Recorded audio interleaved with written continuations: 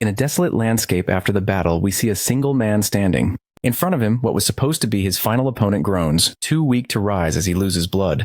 The man standing is revealed to be our villain, holding his sword with a satisfied smile. Standing before his last victim, he explains how he is only becoming stronger and that there is no reason to fear as he is not wrong for it. With an evil grin, he proudly declares how much fun he had there as a human. But another person shouts from the background, reminding the villain that he is not human. A blonde man appears, attacking the enemy with a quick strike without hesitation. But the villain defends himself at the last second, causing a huge explosion as their weapons collide. He dodges in disbelief and grimaces. Meanwhile, the blonde man now calls him the embodiment of evil and introduces himself as Shin Ryong. The hero's power intensifies, increasing the devastation. The battle spreads across the entire landscape, leaving trails of destruction. Shin Ryong seems to be pushing himself despite his conviction. Our villain, however, is more enraged than ever and ready for a new attack against his opponent. His sword cuts through the air in front of him at high speed. But Shin Ryong is faster and manages to hold the enemy with his bare hands, leaving him speechless. The hero, with a determined gaze, says it is time for divine retribution. Our villain in turn screams and revolts, refusing to accept the situation. A massive final explosion, caused by the hero's sacrifice, finally ends evil. The moon shines, and we are taken to a new era where an army runs with swords and scythes to attack someone. Suddenly, a familiar figure appears among the soldiers. Our villain is back. This time, fully tattooed and leader of a cult, he is more determined than ever to become a god. Then a sword as fast as light pierces through all the enemy soldiers, leaving a whirlwind of blood in its wake, throwing everything into the air, only to reveal that the hero is also back, his blonde hair blowing in the wind. He approaches with a glint in his eyes, while our villain smiles like a maniac, already preparing his sword to retaliate. Their strength and speed are so immense that it's nearly impossible to follow their clash, and we can only see their glowing trails across the rooftops as they fight. Wherever they go, they leave holes. With a single attack, they destroy rows of houses, creating a tunnel. At the end of the corridor of destruction, the hero appears pinned by a sword to the last remaining wall, while our villain faces him confidently. Or so it seems, for in truth, the villain is staring back, and is revealed to be on the verge of death, poisoned by the opponent's blade. But he never gives up and reincarnates once more, even stronger, soon becoming the leader of a new cult. His red eyes show increasing determination in his fifth reincarnation.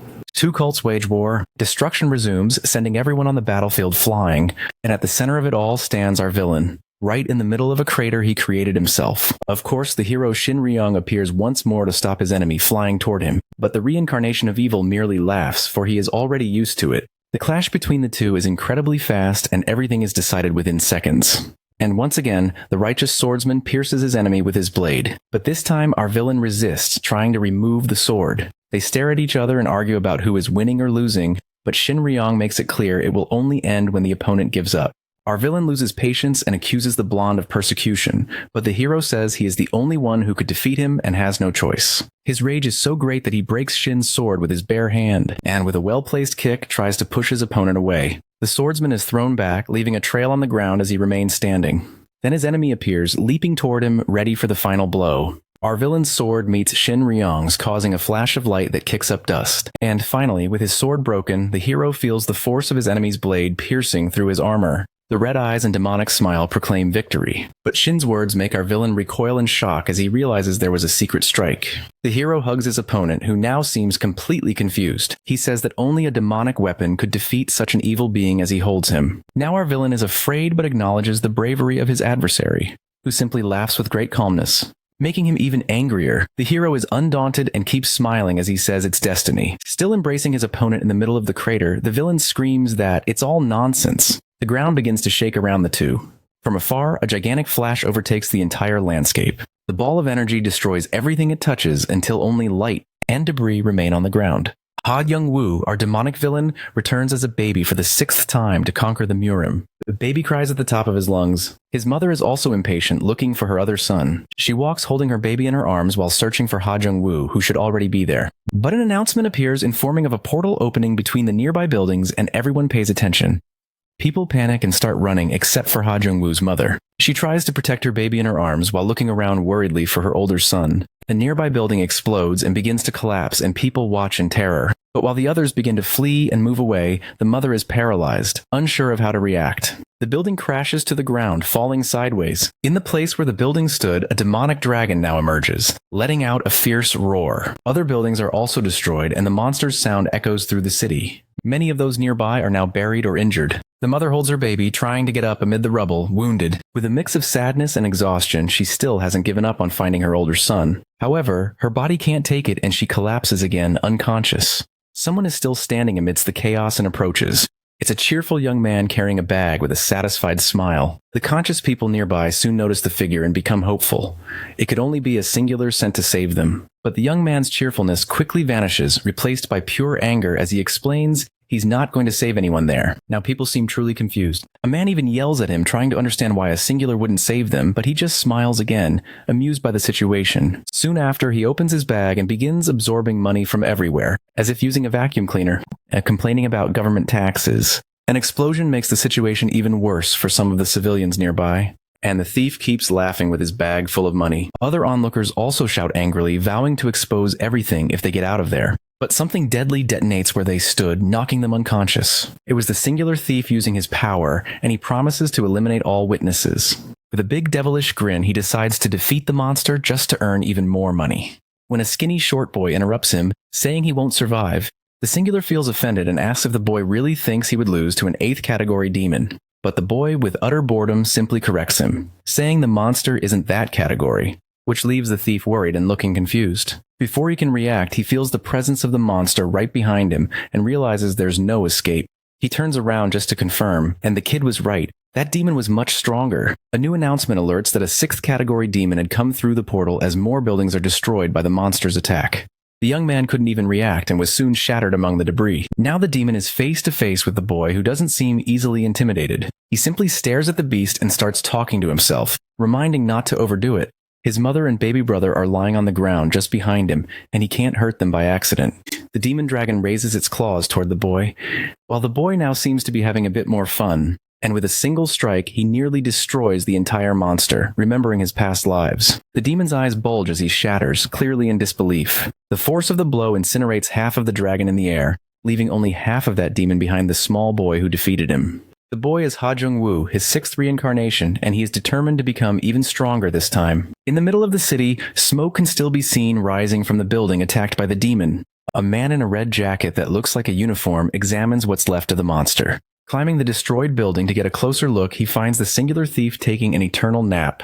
In his assessment, he realizes the creature was killed with a single punch, and as the leader of the singulars, he even drops a bead of sweat imagining the battle. After reviewing the camera footage, he still can't make sense of it, as all he saw was the little boy. Still trying to understand, he concluded that the monster could only have been defeated by him. A blonde boy calls out to him to leave, and his focus shifts as he remembers that this kid is also very strong and full of potential. He turns toward the boy, who waves cheerfully to get his attention. And the kid looks quite happy, even though he doesn't know that Park Sun-ho, the leader of the Singulars, also considers him a monster. Meanwhile, Ha Jung-woo is deep in thought, brooding over his past, when 3 masked men attack him from behind. The boy remains calm despite the 3 blades that seem to hit him. But in reality, the swords didn't land on him. He was faster, vanishing from the enemy's sight and slicing them to pieces. His aura shines an intense blue as he trains to become even stronger this time. Actually, he's training in a video game when his mother yells his name. He takes off the virtual reality headset only to face his furious mother for playing games so early. The boy even tries to explain it's training, but that just makes his mom angrier, asking who he's planning to beat this time. Against his mom, there's nothing he can do, so he gives up with an awkward smile and says he'll stop. She comes closer, still very stern, pressuring him to promise, and he makes the promise. Still unconvinced, she asks again, even scarier this time. He starts sweating, shouting that he promises. She's finally satisfied, and as she tells him to go wash his hands for breakfast, he just agrees, still shaking. The table is set with a full meal, and Ha Jung-woo's mom stuffs a spoonful into his mouth to make sure he eats his vegetables. The boy gets excited and eats quickly, even though there's still time before school. The sun shines behind the roof, and in the playground, several other boys are running and playing on the swings, except for one who looks very confident. He's off to the side, and 2 friends try to convince him to give up on the idea of fighting Ha Jung-woo. But the boy's conviction is strong. He wants to show his strength as the heir to a powerful clan. His friends, on the other hand, remind him that he's already lost to Jung-woo several times, which makes him furious. However, his determination prevails, and he even decides to show the secret technique he learned just for this. He braces his stance so hard that the ground cracks slightly around him, and he prepares to demonstrate the move against a tree while the boys watch. The punch flies at great speed into the tree trunk, creating a hole and splitting the wood. Only a stump remains and the rest of the trunk goes flying. Now his friends seem convinced and even start rooting for him. He's proud, after all, he's the clan heir and knows he's strong, even though he gets really angry remembering how the kid humiliated him in front of the girl he likes. He channels his anger into determination, but his friends still wonder if it'll work and if Ha Jung-woo will even show up. Then the boy himself answers calmly while reading a book that he will. The three are startled and at the same time excited. The powerful clan heir can't hide how annoyed he is that the move didn't even faze the boy.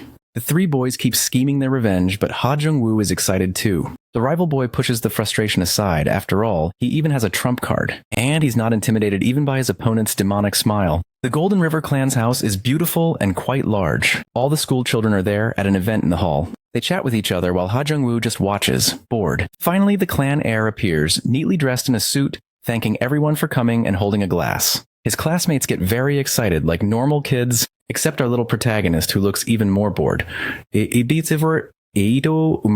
Until something catches his attention. It's Yu Hara, the girl his rival likes, and apparently everyone else does too. Everyone rushes to talk to the girl, who is very friendly. Even the host of the party melts completely as he hurries to greet her, which causes intense secondhand embarrassment for Ha Jung-woo, who's watching from afar.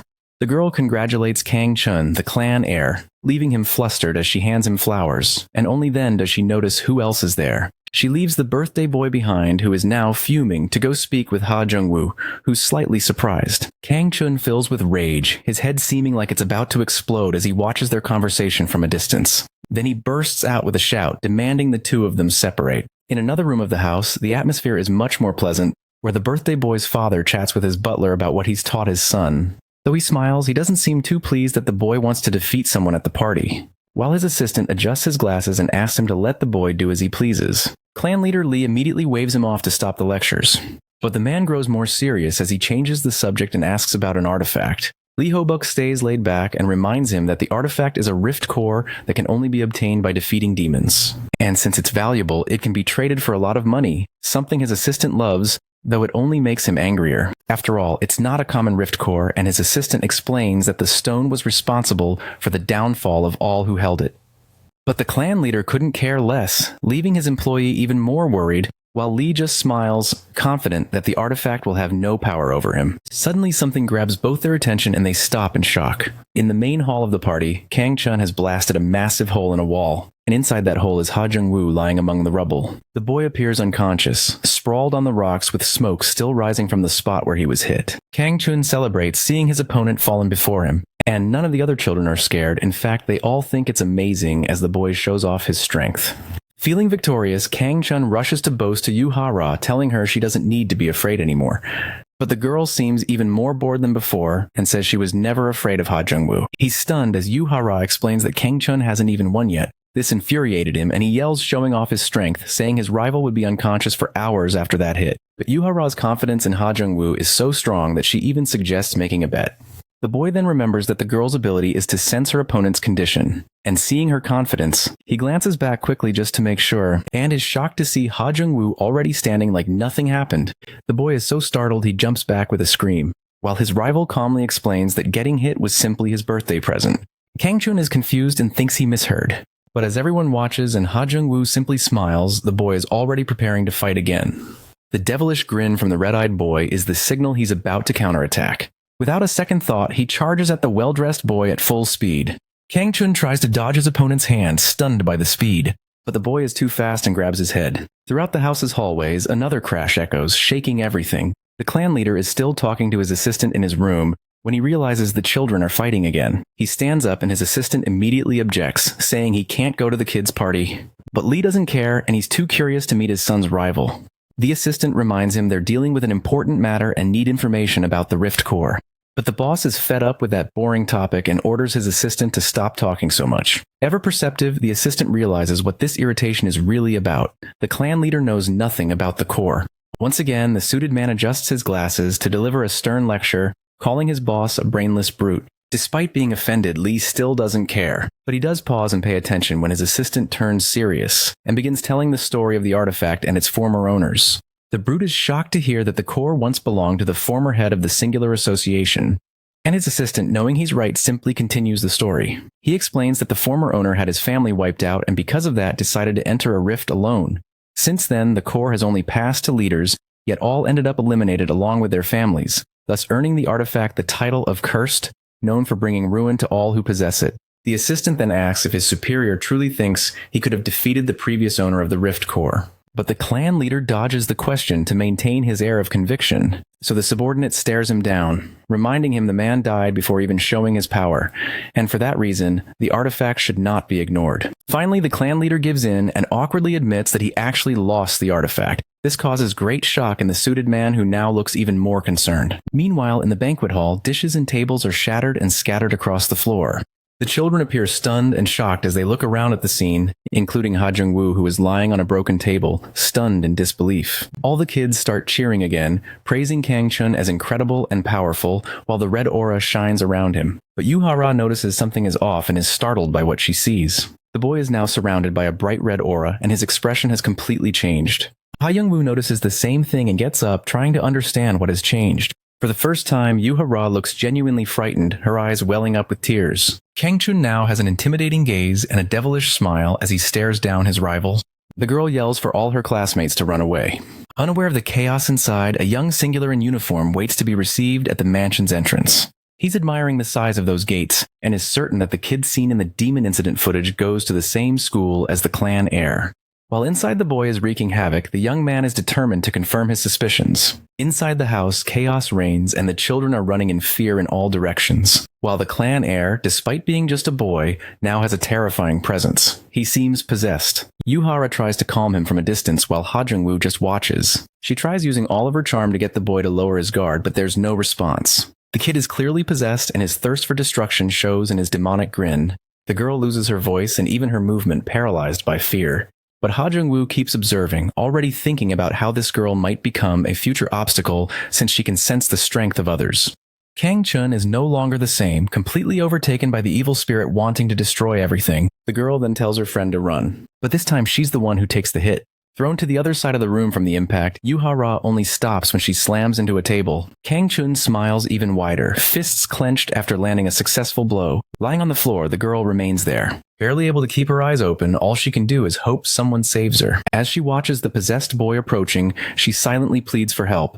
He gets closer and her eyes begin to close. But at the last second, she sees someone throw the boy away from her. Only then does she let go and lose consciousness. Nearby, our demonic prodigy is finally free to fight on equal terms and flashes his own wicked smile, charging at Kang-chun. Ha Young-woo doesn't even give his rival time to hit the ground. While he's still in midair, he delivers another blow. Kang-chun feels the impact and his smile vanishes, replaced by an expression of pain. He starts to remember when it all began, back when he received a trophy. He was overjoyed to have won the martial arts school tournament, but his father didn't seem pleased. He sternly told the boy not to boast over something that was already expected. Still holding the trophy, Kang-chun felt his eyes fill with tears. He just stood there, shrinking back, unsure how to respond. But then his father placed a hand on his head, and with a big smile, congratulated the boy on his victory, bringing back Kang-chun's happiness and pride. Snapping out of his memories, he forgets the pain and is once again overtaken by the shadows, blaming Ha Jung-woo. Fallen after the last hit, he says that was the only time his father ever praised him. But before he can say more, he's hit with another punch, this time slamming the boy hard against the wall. Clearly, our protagonist doesn't care about his rival's childish drama and keeps his wicked smile. Kang-chun slowly gets up, wondering what kind of reaction that was, and his rival makes it very clear that it's entirely his own fault for being so weak. That brings the demonic expression back to the boy's face. His eyes turn red and fill with rage. He gets up so fast for a counterattack that Ha Jung-woo barely notices when the boy arrives, ready to strike. A perfectly placed kick ends Jung-woo's villainous stance in seconds, sending him flipping through the air before hitting the wall, leaving our prodigy just as furious as he is in pain. Now Kang-chun stands tall again, surrounded by a red, malevolent aura, using his rival's own words against him. His face becomes once more unrecognizable, fit for an exorcism. Meanwhile, in Lee Ho-buk's room, the clan leader is still being scolded for having lost the cursed magical artifact. His assistant searches every corner while shouting angrily for him to look as well.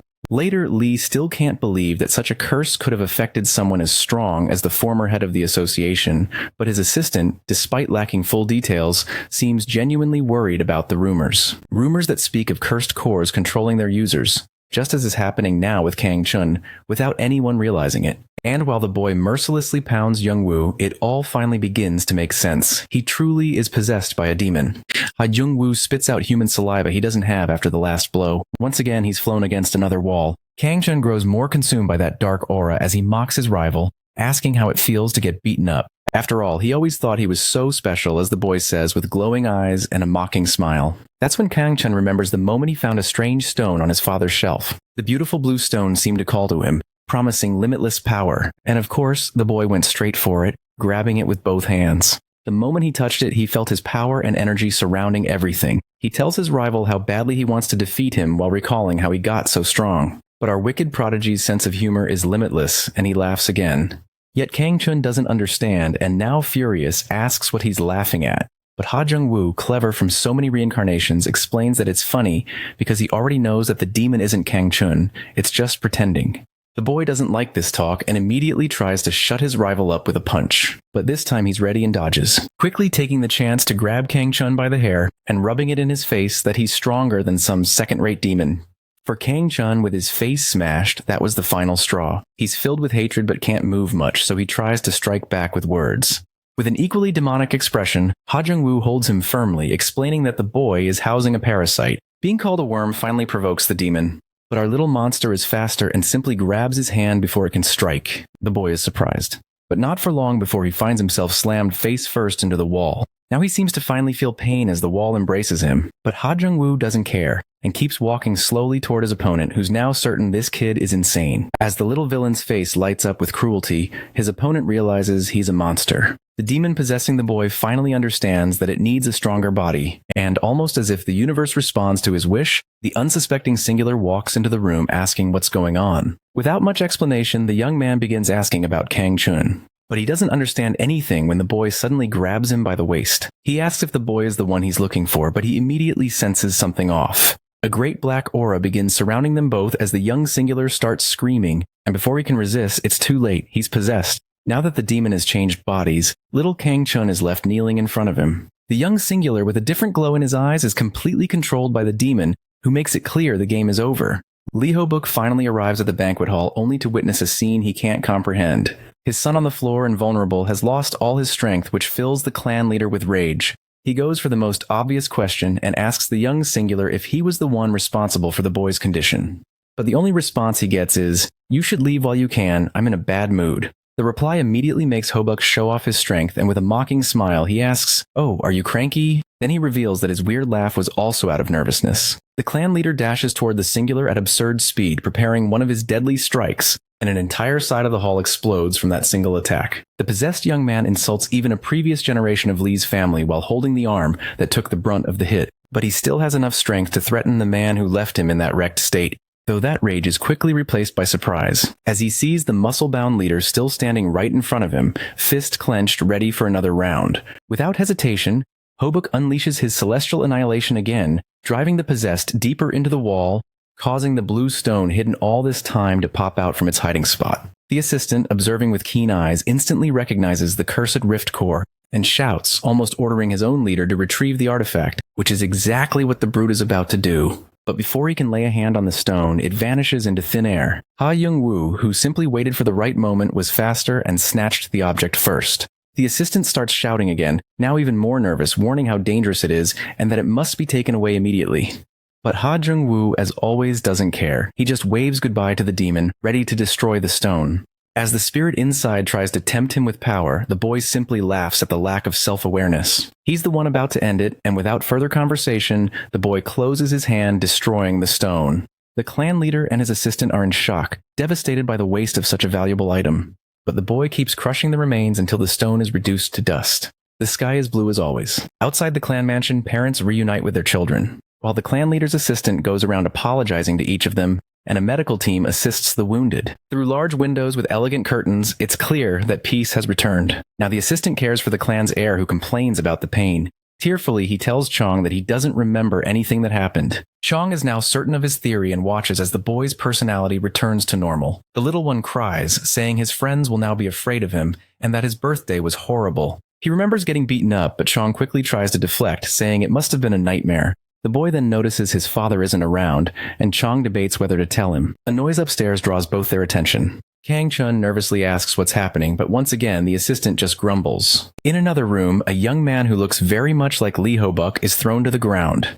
Fallen at the clan leader's feet, the young man seems to give up. Ha Young-woo, once again with his bored face, just watches the two. The young man kneels beside the clan leader, observing the situation. He is the clan leader's eldest son, now asking his father for forgiveness. Lee Ho-buk, sharper than he looks, is now face to face with Ha Jung-woo and knows it was he who defeated his younger son.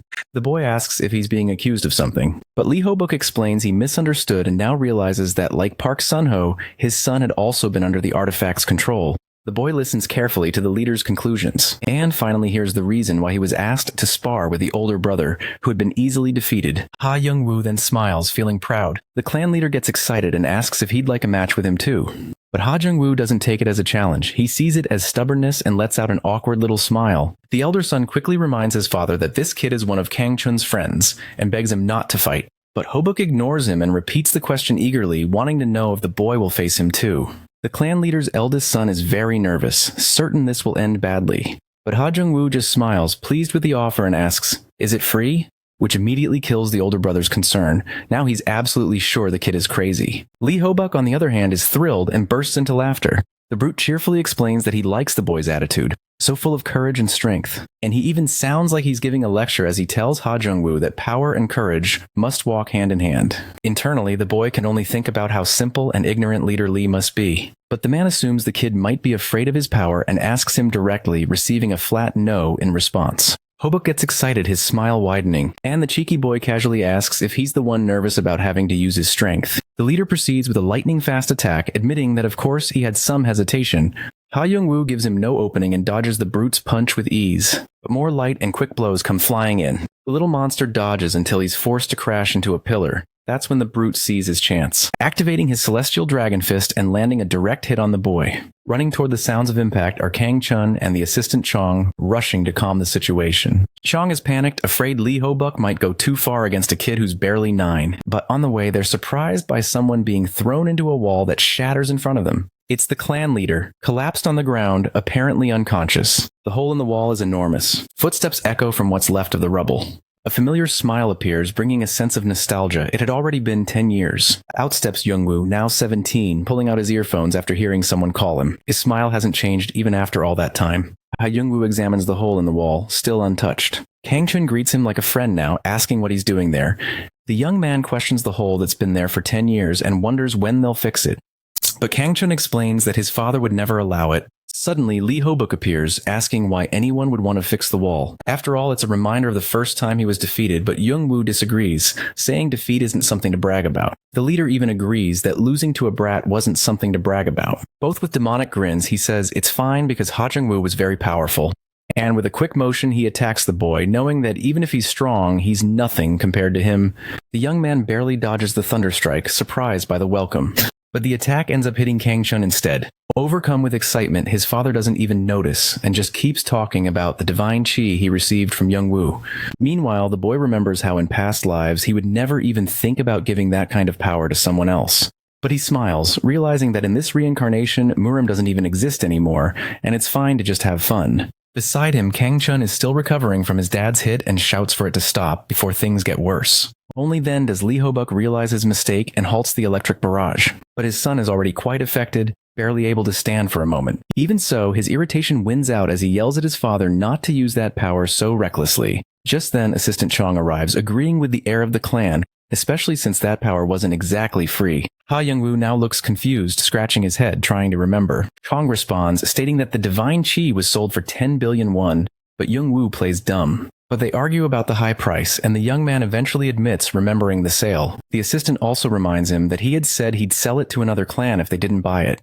But Ha Jung-woo defends himself, saying it wasn't that much money, and he really needed it at the time. Chong, now with a serious expression, reminds the boy that on top of that, he's now the clan's vice leader. And Young-woo gives up trying to argue. After all, he's getting paid really well for a part-time job. Meanwhile, Ho-buk's joy lightens the mood as he hugs both of them, saying it's all in the past, and thanks to it, the clan's power has only grown. Suddenly, a girl calls out to Ha Jung-woo, using a cute nickname, grabbing his attention. A little girl jumps up and hugs him around the waist, leaving the young man completely confused. He scolds her for calling him that and asks who told her to call him darling. Huron, Hobuk's youngest daughter, points straight at her dad, who looks proud, and with a huge, shameless grin, says he'll do whatever it takes to make Youngwoo his son-in-law. Youngwoo's shock reflects on a child being taught to call him darling while she squeezes his cheeks. But Hobuk doesn't seem to care about the boy's opinion and says that his wife is friends with the boy's mother in a threatening tone. Already outraged by the situation, the boy asks if he should beat the man up again. With a lot of mockery, the leader jokes that his son-in-law wants to beat him up,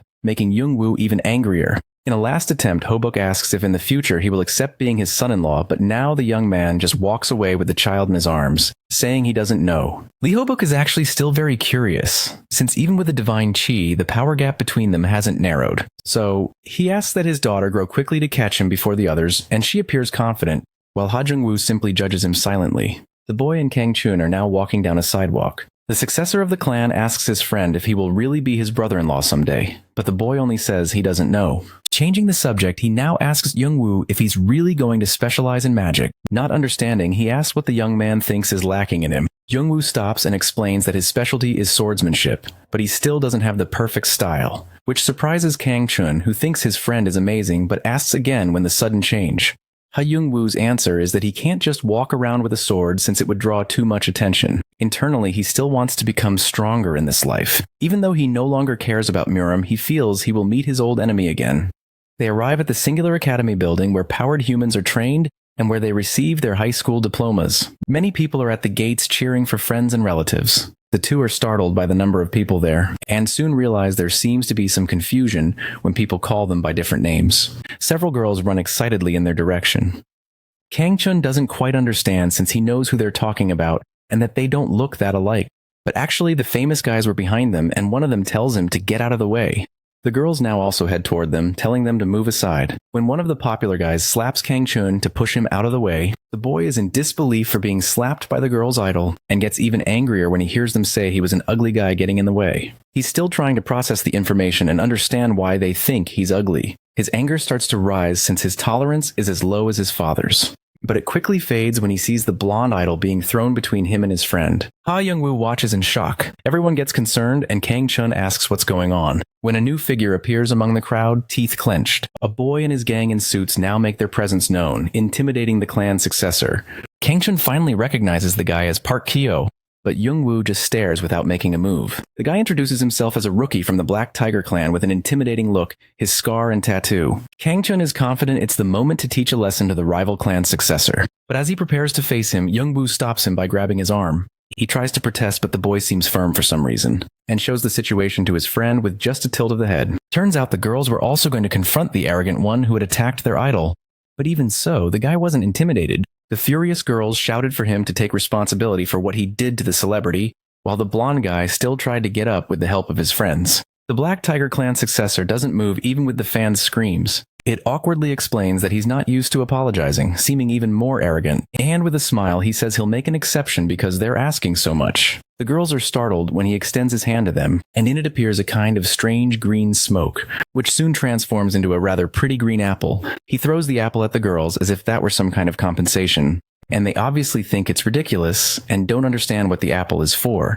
But soon the apple reveals itself as a green smoke bomb that spreads over all the girls, making them cough and choke, crying for help. The Black Tiger and his gang smile sarcastically, asking what those faces are for, and begin lecturing them about not getting involved where they weren't called, while his buddies judge them as idiots. The fangirls are already on the ground, desperate but still asking for help. But the only response they get from the boy is that it was their own fault. Suddenly, Kang Chun charges at Park Kyo, stepping over the girls to launch an attack. However, his punch is blocked by a kick, putting them on equal footing. The heir of the tiger tries to lecture him, saying Kang Chun would end up like his father if he kept meddling and that his clan would become a joke. But he isn't intimidated and throws the same words right back at him. Around them, some boys gather to watch and record the clash between the successors. And Young-woo keeps observing, confident that his friend can handle it alone. Full of rage, Kang Chun demands to know why Park Kyo poisoned the girls who pose no threat at all, and the guy just deflects, acting like nothing happened. However, just behind them, the girls now seemed fine and didn't understand what was going on.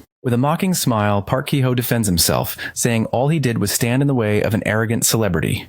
Kang Chun then seeks support from the boys who gathered to watch the fight. But none of them take sides, though they all confirm that the blonde guy always abuses his popularity. Youngwoo lets out a nervous chuckle as he realizes his friend's rival is turning the situation around. Kang-chun only gets angrier and starts yelling at the boys around him. Taking advantage of the moment, the cunning Black Tiger successor prepares for an attack. And by the time young Kang-chun notices the strike moving like a snake's lunge, it is already too close. Still not close enough to avoid as the boy grabs his opponent's arm and counters directly. The tiger's comrades get worried for a moment, and even the girls now cheer for Kang-chun to teach that delinquent a lesson. But the boy, now in control, simply asks if he should give him a beating, saying arrogant people deserve to be hit. With little reaction, Park Ki-ho just curses at his rival, while Kang-chun becomes even more confident, knowing his opponent's abilities and that he won't be affected by his poison. But for some reason, all the intimidation doesn't work on the tiger successor, who just smiles. He grabs Kang-chun's arm as if performing some kind of trick. Even Young-woo notices something strange. But before anything else can happen, a representative from the academy shows up to stop the ruckus. He orders the two to back off, and Kang-chun reluctantly obeys while his rival still shows some confidence. The boy, still full of rage, says, "This isn't over," but his opponent just walks away, telling him to give up. The academy official now turns to the other students, ordering them to proceed to their tests. First, let's rewind. Youngwoo and Kang-chun drink their sodas as if nothing had happened. Our protagonist harshly mocks the situation, making his friend spit out soda like a fountain. He wipes his mouth and defends himself from the insult with the excuse that he wouldn't do anything in front of a teacher. Youngwoo tells him not to get involved in anything he can't finish, or one day he'll suffer the consequences. And with an ironic smirk, he says that Park Ki-ho must think he's an idiot. Kang-chun is more sensitive and already feels bad about the insult, while his friend just stares at him without a trace of remorse. Youngwoo grabs his arm, startling the boy. Shocked, he immediately asks what he's doing. When the boy's coat sleeve is lifted, the opponent's finger marks are visible. The dark prodigy quickly recognizes the chi absorption technique and grows concerned. That could only mean there was another reincarnated person there, still at the Singular Specialization Academy. Youngwoo has a worried look, remembering a past life. He recalls his fifth life when he was just a sect member fighting against common enemies. He got through them easily with his sword. After defeating 13 enemies, he still wanted to reach 8 more before resting. But a voice from someone in his path draws his attention. Another young man his age had already captured all the remaining enemies. With a maniacal expression, he said he wouldn't leave any for Youngwoo to enjoy. One of the captured enemies was a girl who cried and begged for her life. But the maniac just covered her mouth, and with a terrifying smile said he'd soon put her to sleep, activating his chi absorption technique. The girl's eyes widen as her face fills with veins. Suddenly, several beams of red light made of pure energy gather toward the maniac. Youngwoo tried to shield himself from all that energy while watching. That's when he finally realized what was happening. The captured enemies are having their life force drained. All of the captured ones were being brutally sucked dry. Finally, that weirdo stops and exhales as if he had just finished a massive feast. He looks at the lined up bodies and asks if Youngwoo defeated them one by one. Then explains that it's more efficient to take them all down at once. Our protagonist, despite being powerful, clearly remembers that this guy gave him more trouble than usual.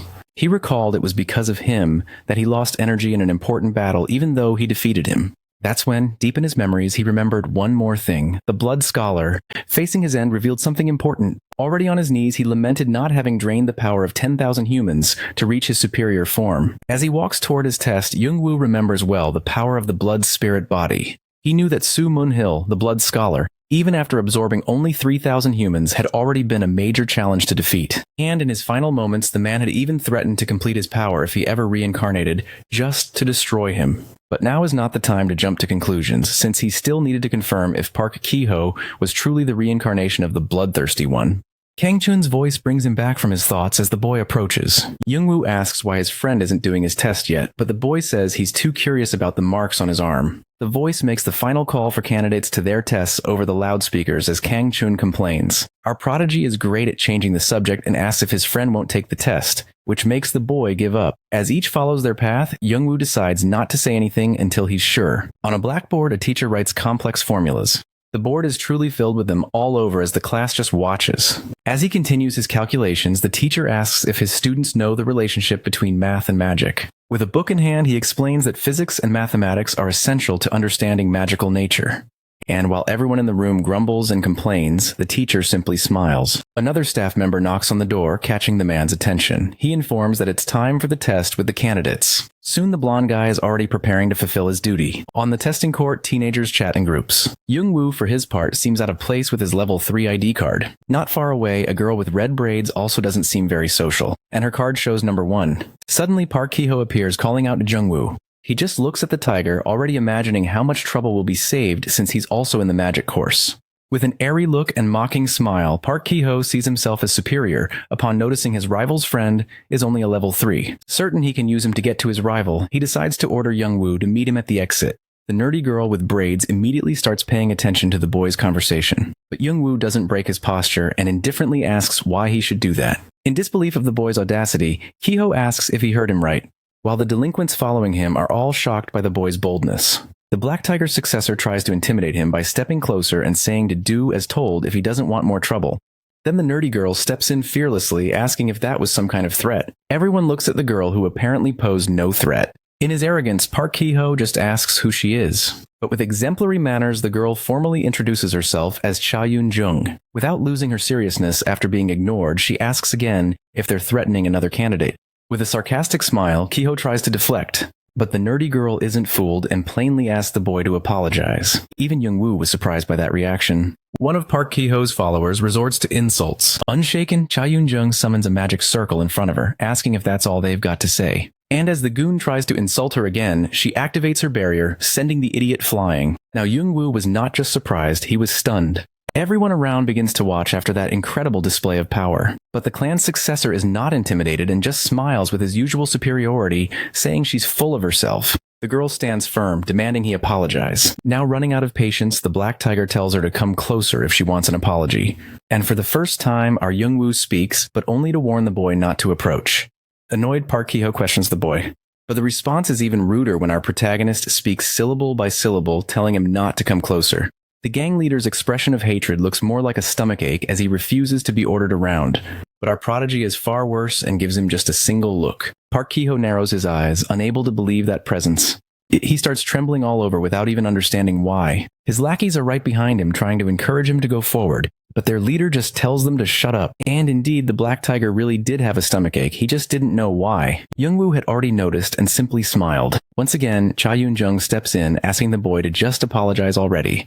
He was sweating cold and furious. In that moment, he looks at the girl but can only think about why he's feeling so sick right now. His target quickly shifts and he charges at the nerdy girl. His lackeys cheer him on, but his attack is a total failure as he slams into an invisible barrier in front of the girl. Everyone watching around, however, hears another noise coming from the boy and immediately covers their noses. Park Ki-ho trembles violently, clenching to fight off the stomach pain. His lackeys, still confused, ask what's happening to their leader, but he can only tell them not to come near as his strength gives out. And finally he gives up. And out of all the crap the tiger had pulled so far, this was without a doubt his biggest mess. From outside the gym, the screams of the horrified and desperate candidates could be heard reacting to Park Ki-ho's stench. Fortunately, the hallways had big windows, and soon all the candidates were seeking fresh air as the cleaning team went to work. Not even a teacher could stand the stench, covering his nose with a handkerchief. A janitor apologizes, but the blonde man says he saw everything that happened. The staff member then asks why he didn't intervene, and with a laugh, Professor Richard says it was entertaining. Considering the exam was compromised, the janitor asks what they'll do, but Richard reassures him, explaining they'll just do a mana reading. The janitor relaxes and asks if there's anyone promising among the candidates.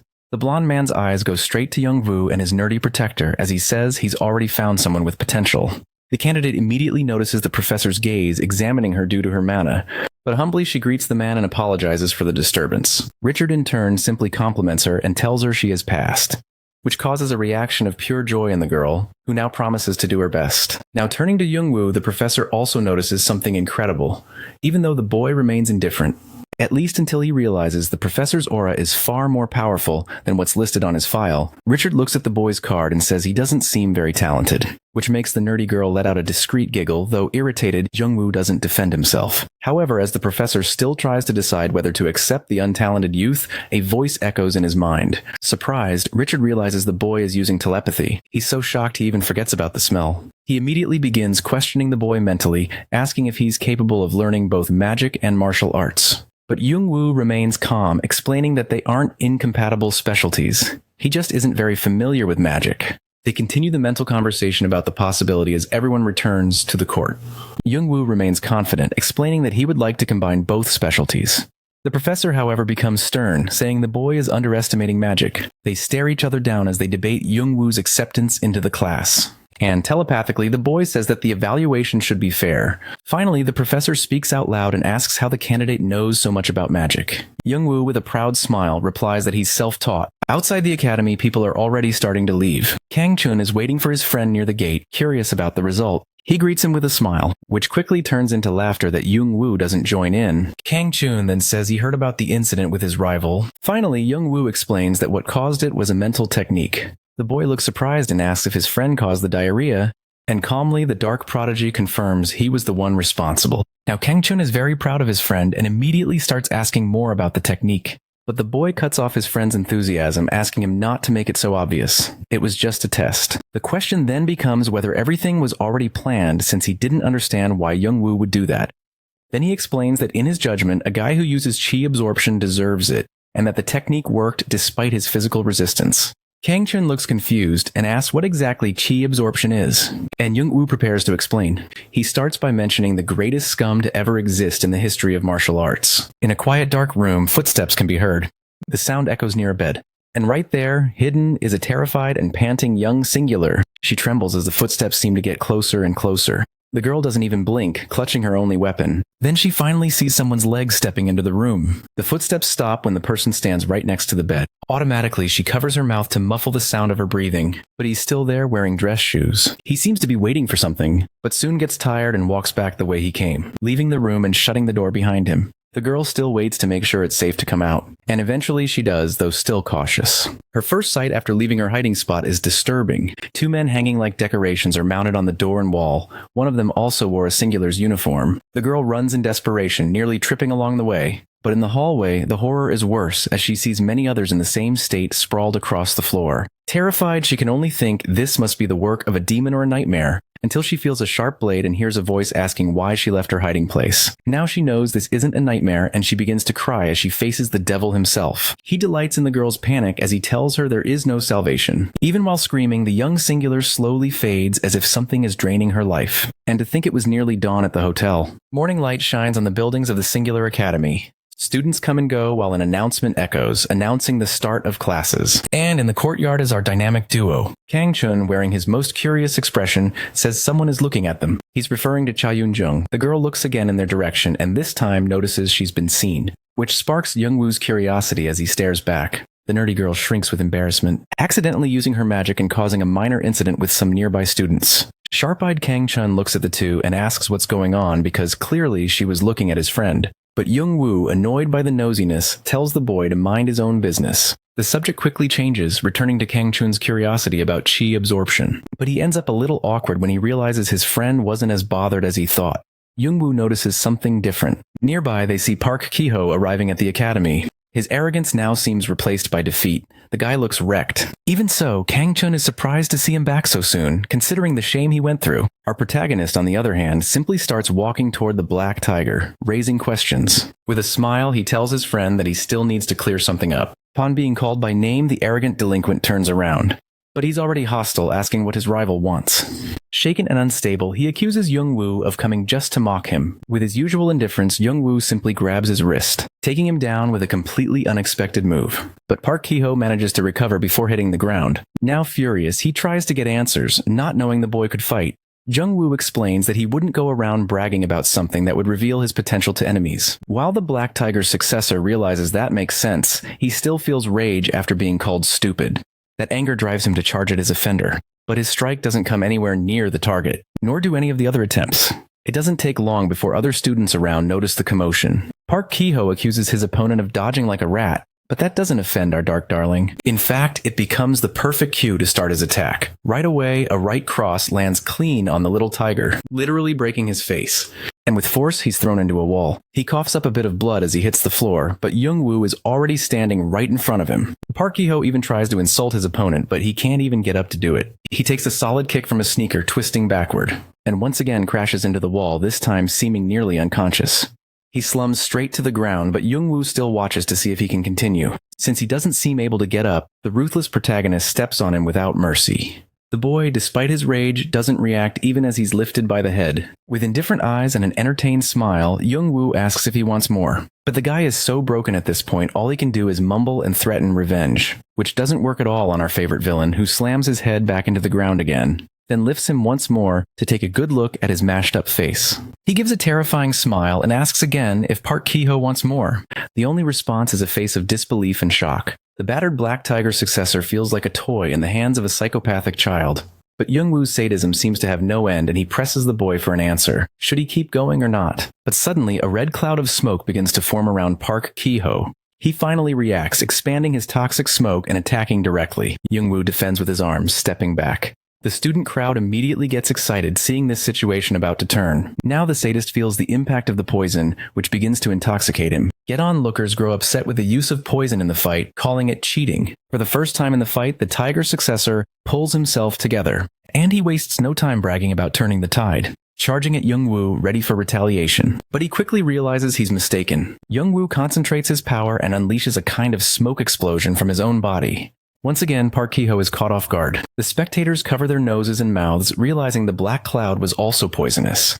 The mist spreads over the entire area. The arrogant boy is once again frustrated to see his attack only empowered his opponent, and now he can barely tell where he is, until Youngwoo's voice echoes through the mist, revealing how close he is and shocking Park Ki-ho. He searches through the smoke, calling his opponent a coward, only to regret it immediately as he feels Youngwoo's hand on his head once more, and is slammed into the ground again, face first. Our prodigy asks about the chi absorption technique, and his aura shows he's now serious. But still lying on the ground, the poor tiger doesn't even know what that is.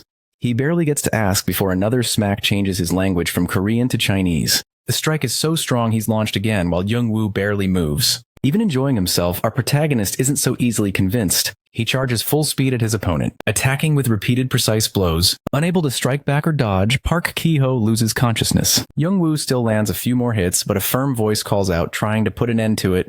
The boy notices just in time and stops. In seconds, an explosion hits the area where the fight was taking place. The sudden blow pushes our sadist away from his opponent.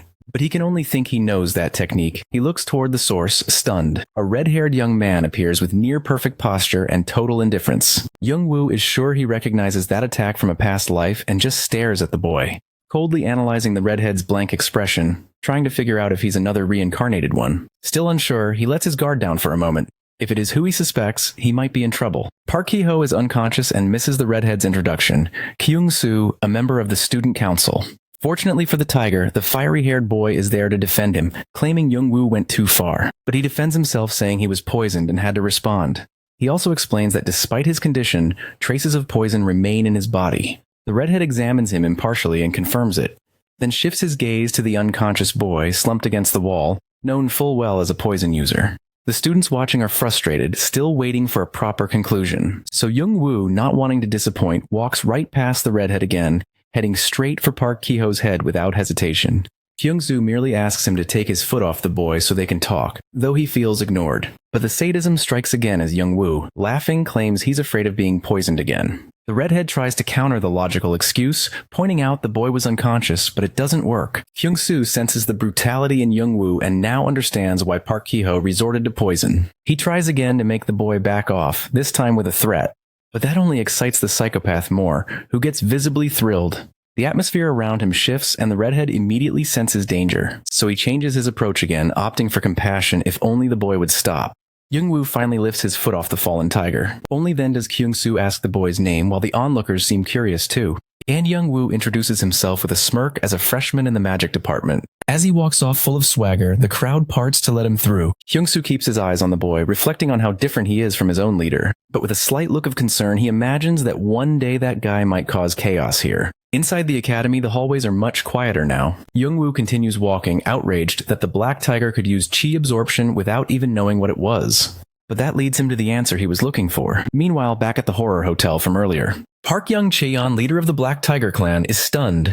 He asks the man beside him what the hell happened there as he sees the many bodies. Nervous and sweating, the man explains that the culprit fled after draining the life energy of the entire surveillance team. The leader's brutal reaction is to leave marks, punishment for incompetence. Not even the young singular girl escaped, and now only her hollow shell remains as the boss screams for them to hunt down the culprit, who, by the way, is already making new victims. In a dark, gloomy place that looks like the hallway of another building, he holds a man like he's made of paper. And his face makes it obvious. This is definitely the reincarnation of the Blood Scholar. Back at the Singular Academy, daily student life resumes. Some students sit in the classroom waiting for the teacher, including Jung-woo, who has a pile of gifts in front of him that he doesn't understand why. Two girls in the same row express admiration for the hero who beat up the crybaby.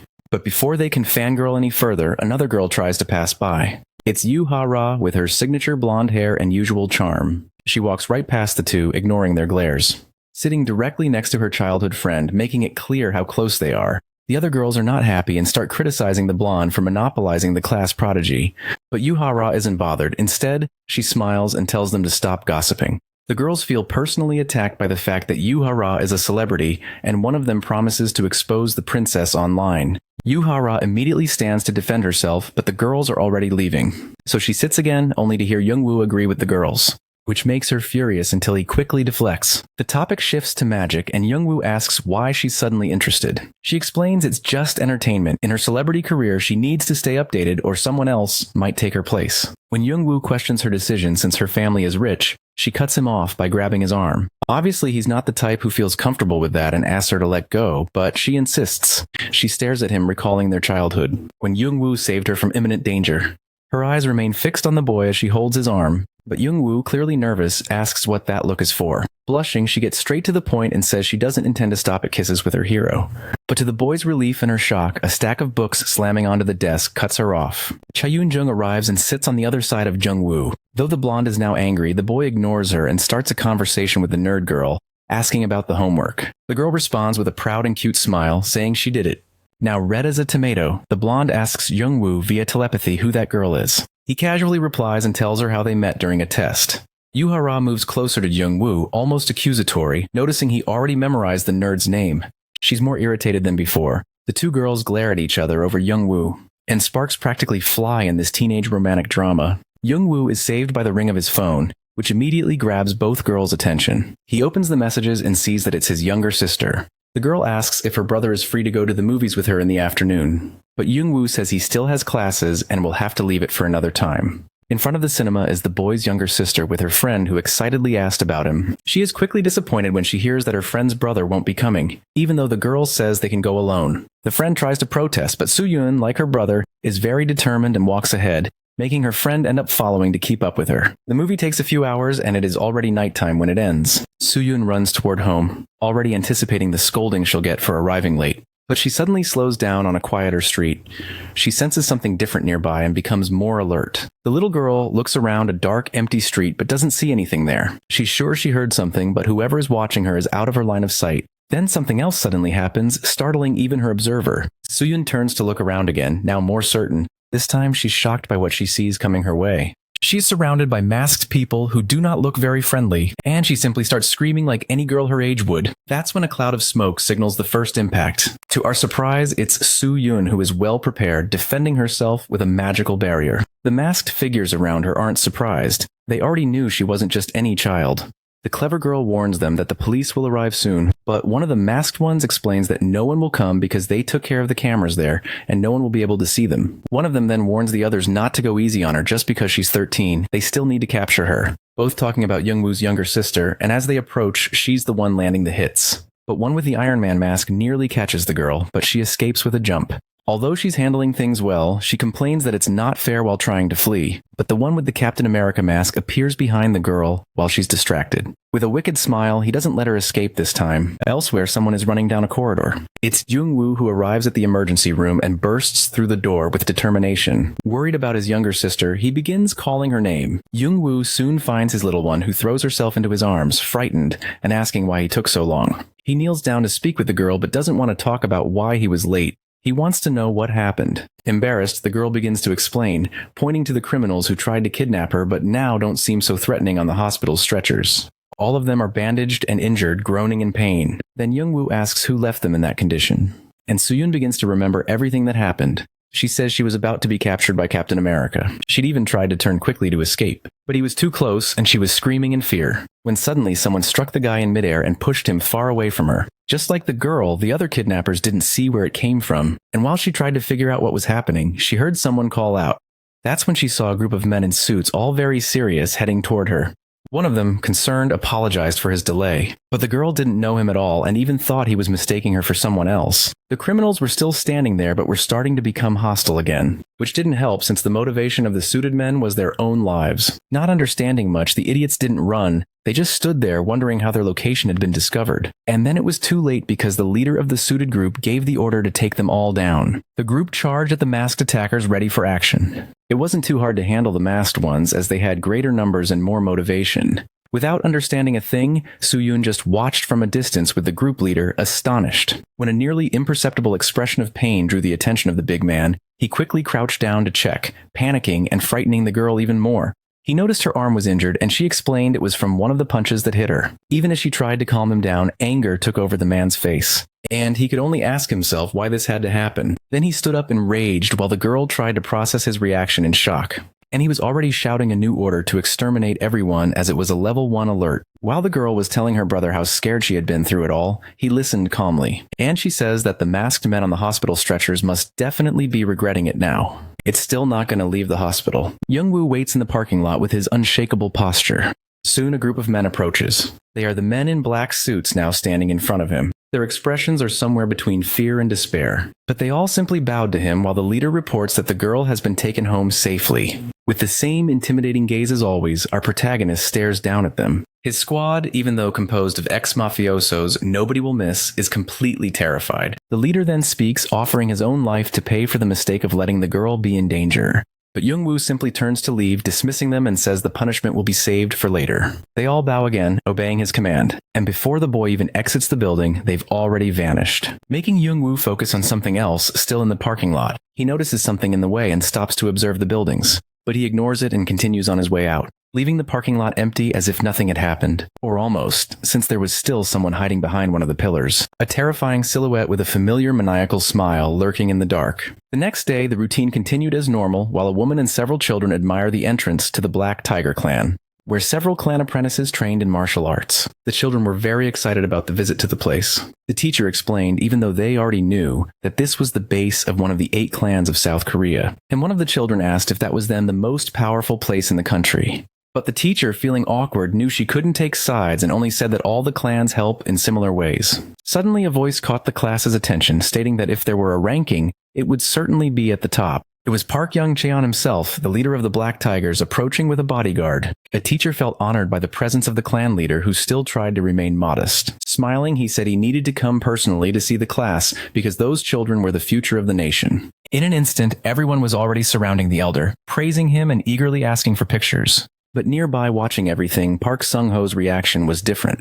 The group leader from the association observed that scene with disdain. A disdain that soon turned into anger over something he seemed to know was being hidden. The unusual young man was still observing the place, now with a colleague who suggested calling even more people. He explained that drawing attention would be a terrible idea and could end up starting a war between the clans and the association. The girl then reminded her leader of one of the cases under investigation.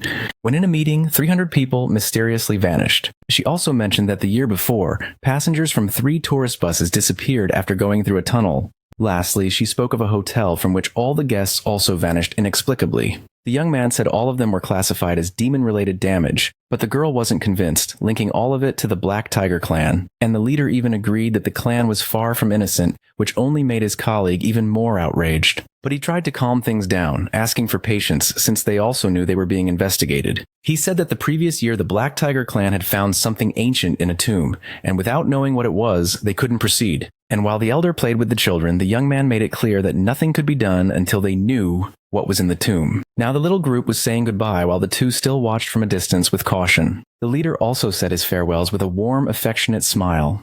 But it quickly faded, giving way to a sour expression. He bluntly asked if Park Ki-ho was already back, and his bodyguard confirmed that he was.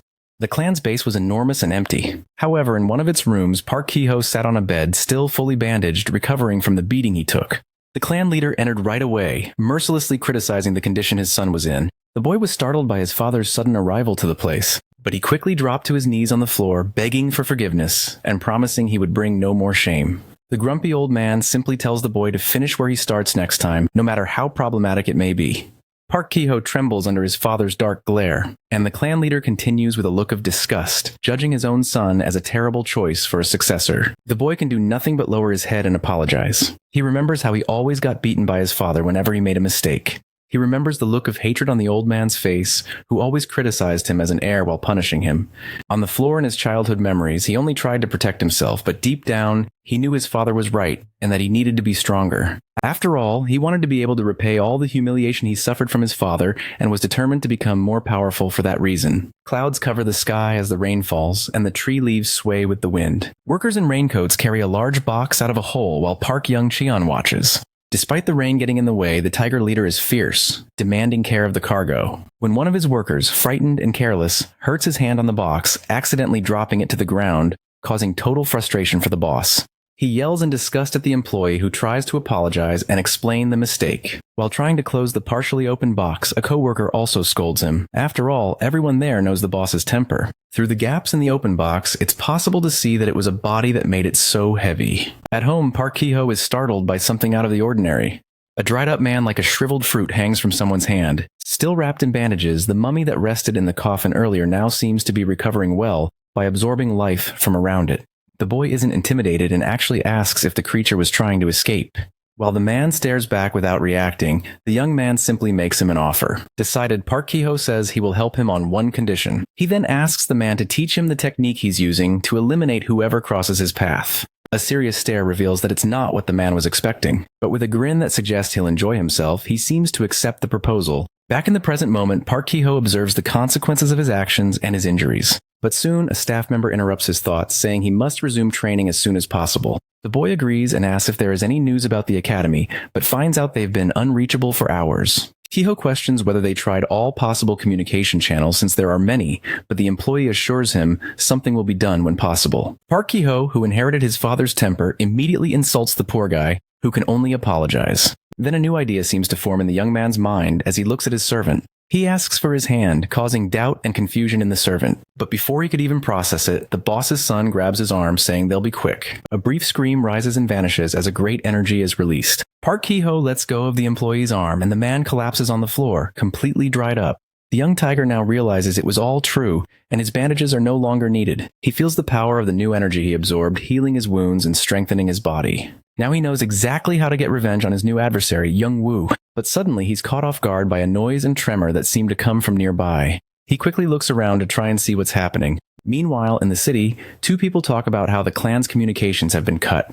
And once confirmed, two members of the Black Squad guide civilians away, announcing a rift attack simulation. The civilians around aren't too happy about yet another drill, but the announcement continues, warning there will be screams and chaos, but everything will be fine. Elsewhere, Young-woo gathers the remaining members of his squad. Yang Nanek, the vice leader, whispers to his superior, who asks what's wrong. The man reveals he's so scared he can't even move. He's never seen their boss this angry. In front of everyone, Young-woo, with a sadistic and furious smile, announces that tonight is the night they will make the Black Tiger Clan disappear from the planet. The Black Tiger Clan's base is under attack. An armed group advances to the battlefield, leaping over rooftops like ninjas. The group's leader charges ahead at full speed, determined to put the aggressors in their place. But something hits his teammates who were coming right behind him. With quick thinking, he realizes it's an enemy ambush and immediately orders a retreat. However, several of his subordinates have already been hit and fall like flies. With ninja-like stealth, he drops down to a place where he can take cover, while still scanning for his opponents. He looks around, hiding behind a wall, searching for his enemy.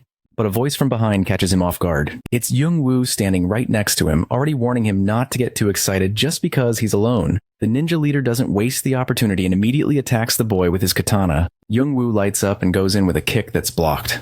But the impact still throws the ninja far away. The leader of the armed group crashes onto some wooden boards, and now lies on the ground in a defensive position. He's shocked by the boy's strength, and his body still feels the tremor from the impact, but something else catches his attention even more than his opponent. Looking to the side, he sees his entire team scattered across the ground, completely defeated. He's still trying to understand what happened when Young-woo starts walking toward him. The prodigy's sinister aura is back, and the group leader is terrified to realize that it was him who took down his entire team. Young-woo smiles psychotically as he approaches the ninja, telling the man not to worry. Soon that will be the fate of the entire clan. But someone interrupts, mocking him and breaking the boy's intimidating stance. A new team steps in wearing Hanya masks, and their leader seems confident that Young-woo is just talking nonsense. Even the ninja leader is now frozen in place in front of the Crimson Guard, the most powerful unit in the entire clan. The guard's leader flaunts his confidence, asking if Young-woo even knows what he's gotten himself into. But our protagonist remains calm and amused, revealing that this place is actually a human trafficking site. From the outside, everything looks normal in the Black Tiger Clan's territory. Leaning against the wall that surrounds the mansion, the singular leader tries to get some information after noticing the communication failure. But soon his teammate appears to ease his curiosity, informing him that the clan seems to be under attack. The boy's shock is clear. After all, it's the most powerful of the clans, and anyone going against them would have to be insane. He quickly decides to report the situation to the association, but his partner remains still. She seems to have other plans and lowers her head reluctantly. And she reveals those plans by leaping toward the site, driven by the hope of finding her missing sister, leaving her leader speechless. He finally reacts, shouting for her to come back. But an invisible electric barrier is more effective than his voice, shocking the girl as she tries to break through. She falls back to the spot she leapt from, and her worried leader immediately runs to help her. He helps her up while questioning the reason for a barrier being there. Meanwhile, inside, the warriors of the Crimson Guard are being tossed around like yo-yos as they fight against Young Woo. The boy, on the other hand, remains calm, standing in place even as several enemies surround him. The enemies grow furious and prepare for a counterattack, but Young Woo is entertained and compares them to moths flying toward a light that will burn them. Then suddenly a blade of light appears in his hand. It terrifies the opponents as they recognize the power of the weapon. One of them tries to warn the others to run, but it's too late. A single strike is already coming for all of them at once. The force of the blow cuts through the boy's opponents. They aren't fast enough to defend against it, and when it's over, a spiral marks the whirlwind that cleared all of Young Woo's enemies at once. One of the opponents realizes that it could only be the spectral blade and in shock questions how anyone besides their master could wield it. The others, still on the ground trying to stand, ask why he's doing this if they've done nothing wrong. Young Woo finds it amusing that they believe there's no reason and asks if they really want to know. Desperate, the masked ones scream that of course they do, since they're about to be eliminated. The boy then says he will reveal his reason, increasing the tension in the air. All the guard members now pay close attention to him, eager to learn what grave mistake they made. Then Young Woo says that all of this is happening because they tried to kidnap his sister, even if they failed. The warriors are clearly confused by the information. Their leader in turn defends himself, saying that this isn't the kind of thing they do, and that they only punish those who deserve it. That statement makes the boy glare coldly at him, and with a touch of arrogance, he asks if they really believe they deserve human rights considering they walk around armed. He leaves the opponent speechless, but someone agrees with his statement from behind them. Park Ki-ho appears, fully recovered, shocking even his own subordinates. A member of the guard tries to warn him to stay back, but Ki-ho is focused. With his hand on the warrior's arm, the young master questions him, making the man nervous. And to show they shouldn't worry, he activates his chi absorption technique again, draining all the strength from his ally. Another member of the guard gasps and asks what that is, but Park Ki-ho focuses only on the power. His desire to become more powerful rises with a smile as he absorbs the ally's life energy. It doesn't take long before several Crimson Guard warriors are lying on the ground, looking like dried raisins. But the young man doesn't stop. He grabs the next one in line to absorb. As his life is drained by the master, the man begs to be spared, but Park Ki-ho is out of control. The team leader watches his subordinate being drained and tries to get the boy's attention. But realizing it would be pointless, he is left in shock by the situation. His only option becomes attacking his own superior without hesitation. Park Ki-ho feels the impact of the strike, but now it's no longer enough to cause any damage. He is merely pushed back. Seeing that the young man has paused, the team leader tries to reason with him, asking indignantly what he's doing. Young Woo was still there, observing when the tiger successor assumes a similar posture to answer the man. With an arrogant smile, he says he's just ensuring the Crimson Guard fulfills its role. Shock and surprise take over the masked leader's expression as he tries to understand what Ki-ho meant by its role. Then he remembers his induction into the team when he solemnly swore to protect the clan. He and his team all swore and offered their lives in service of the clan's protection. The mansion wasn't much different from how it is now. But back then, the young master was still a frightened boy in a corner of the dojo. The man approached to ask if everything was okay. But clearly, little Ki-ho was not okay. He was bruised and battered. Trying to be supportive, he even tried to cheer the boy up, explaining that the clan leader only pressured him like that because he wanted him to grow strong. But the boy questioned if that was even possible since he trained every day and was never good enough, leaving the young warrior speechless but still concerned. He then decided to change his approach, offering to teach martial arts during the next training session. And finally, he got the boy to lift his head and look in his direction. With a sincere smile, he said he would do it so that little Ki-ho would one day become a strong leader. The boy, who wasn't used to affection, immediately hugged him and then declared that he would become that strong leader. Crying, little Ki-ho kept hugging the man, promising to grow stronger and asking him for his help. He remembers that moment when the boy hugged him as if it had just happened. But now he trembles before what that boy has become. Lifted by the neck, the leader of the Crimson Guard acknowledges his role even in fear, once again offering his life to protect the clan with nobility. But to Park Ki-ho, there's nothing noble about it. The guard exists only for the benefit of the clan, and viewing the man as nothing more than a slave, he begins draining his life force without hesitation. Quickly, the team leader, once strong and imposing, begins to look like a shriveled plum. But even in his final moments, he still tries to protect his master by warning that the enemy is very powerful.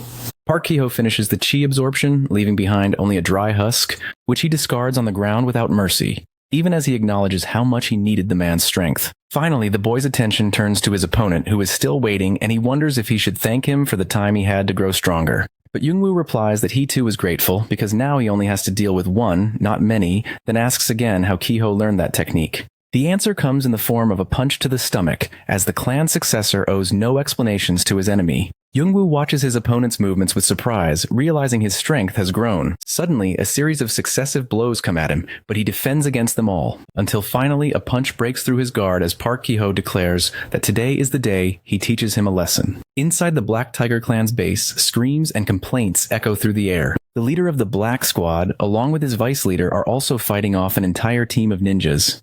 While they manage to hold an injured group at bay, the captain asks how long they'll have to stay there. The vice leader quickly replies that they need to hold them off until Jungwoo wipes out the clan. Though indifferent, the vice tries to encourage his captain, saying they just have to hold on. And as the conversation ends, he lands another hit on an enemy, throwing him so hard that only a wall stops him. To both their surprise, the attacks suddenly stop. Everyone is already down, so they agree that the job seems to be done. But before they can decide what to do next, they're caught off guard by a scream of rage. And before they can even see who it is, one of them is struck at high speed. It's the clan leader's bodyguard charging through like a freight train, slamming Kang, the squad leader, straight into a wall. And before the vice leader can react, he's also caught off guard by a precise blow. He crashes into another wall with such force that the impact leaves a new pattern of cracks. Trying to figure out the source of such strength and rage, he looks up, only to have his vision blocked by a foot pressing down on his head, leaving his mark in the wall. It's the Black Tiger clan's leader himself, stomping down his opponents and demanding to know who they think they are. The old man is absolutely furious, especially since he doesn't even know who the invaders are or where they came from. The bodyguard explains that they're still trying to find out, but the barrier is making it difficult. The old tiger decides to fall back on the traditional method of getting answers violently, out of sheer impatience. And to everyone's surprise, the vice leader of the squad talks almost immediately, revealing they're from the Diamond Gate, the Golden River clan. Naturally, the old man is incredulous at this claim. The bodyguard tries a quick analysis, saying it must be a trick. No one would confess that easily. But the man in the black suit gives a better answer as he tries to free himself from under the foot, saying he's confessing because soon they'll all be dead anyway. That level of certainty only makes the Tiger Clan's leader angrier. Now bloodlust is in his eyes. But before he can do anything, a loud crash from the wall behind him grabs his attention. He sees someone crash through the wall and fall at his feet. To the shock and horror of the Black Squad leaders, it's Youngwoo, wounded and unconscious. The despair on their faces, after thinking they had victory in the bag, is almost more pitiful than his condition. A sight rarely seen, our protagonist lies on the ground, covered in debris and seemingly out cold. The clan leader is stunned, trying to understand where the fallen boy came from. But the answer arrives quickly. Park Ki-ho steps through the hole in the wall, radiating an aura of rage and vengeance. Even his father can't believe it. He has to call his name to be sure. He's in shock because he recognizes the energy now coming from his son. Ki-ho, meanwhile, is quite taken with his new imposing form. He even rubs it in, pointing out that he was the one who harnessed the power of a monster his father had so desperately wanted to unearth. But the old man immediately switches to his usual fury, yelling that his son is an idiot. He was supposed to use the monster, not become one. Full of power and arrogance, the boy simply tells his father to go to hell. To prove he doesn't care, he grabs his father's bodyguard by the jacket. And in the blink of an eye, the guard becomes just another energy source as the clan head watches. The boy seems to be in ecstasy from all that energy, even saying it tastes delicious far more than he expected, which enrages his father even more while Ki-ho keeps smiling. The clan leader, now utterly livid, disowns Ki-ho on the spot, declaring that he became a monster the moment he learned that technique.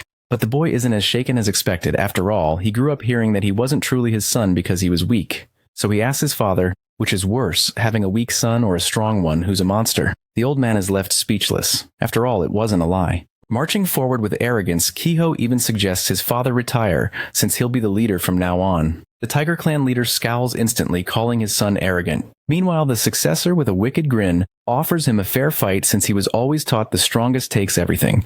The old man trembles, and it's unclear whether it's from fear, hatred, or bitterness. That's when both are interrupted by a third voice in the room telling them to stop with the threats. Young-woo, now conscious and sitting up, watches the family drama like it's front row at a play and even jokes that they should just duke it out already.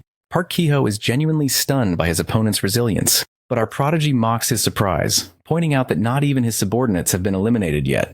The young tiger heir doesn't believe it. The members of the Black Squadron lie on the ground, beaten and unconscious, until Young-woo simply orders them to get up. To the total shock of both father and son, the men who appeared to be down for good suddenly rise like nothing happened. Young-woo then commands them to leave and tend to the external barriers. Once again, with extreme speed, the two vanish from the scene to carry out the order. Now feeling more at ease without interruptions, Young-woo begins to speak. But before he finishes his sentence, he notices the Tiger Clan leader rushing toward him. The lightning-fast blow is unstoppable, and the impact sends the young man flying, crashing through yet another wall. Still in the air, though, he summons his spectral sword and prepares to land gracefully. He just didn't expect his enemy to be waiting right behind him. The old man blames him for his son's fall, but all Young-woo sees is a blur, as the Black Tiger's sword slams into him, smashing our prodigy to the ground. Young-woo manages to cushion the impact barely. He's still processing what just happened, sure the man had been in front of him. Then suddenly he senses another attack from behind, coming at high speed. The tiger's lunge hits him dead on. This time there's no escape. All he can do is scream. As if that weren't enough, the old man follows with yet another series of blows. Young-woo narrowly dodges the rest. That's when he realizes his opponent can move through space using an enchantment.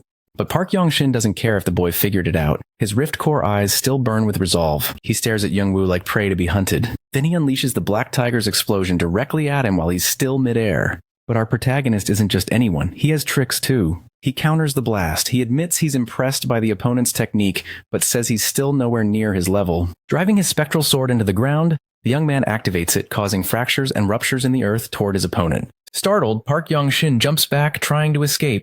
He's stunned that the boy can wield such a weapon. His eyes lock onto emotion that deeply worries him. Young-woo spins the blade, unleashing the whirlwind / precisely aimed.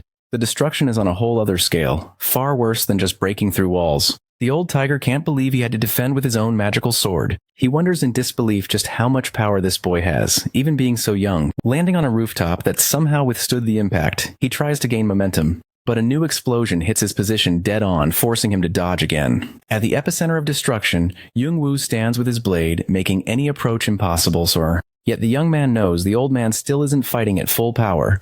The game changes when suddenly he feels arms wrap around his neck. He's caught. The clan leader shouts his son's name as if knowing something terrible is about to happen.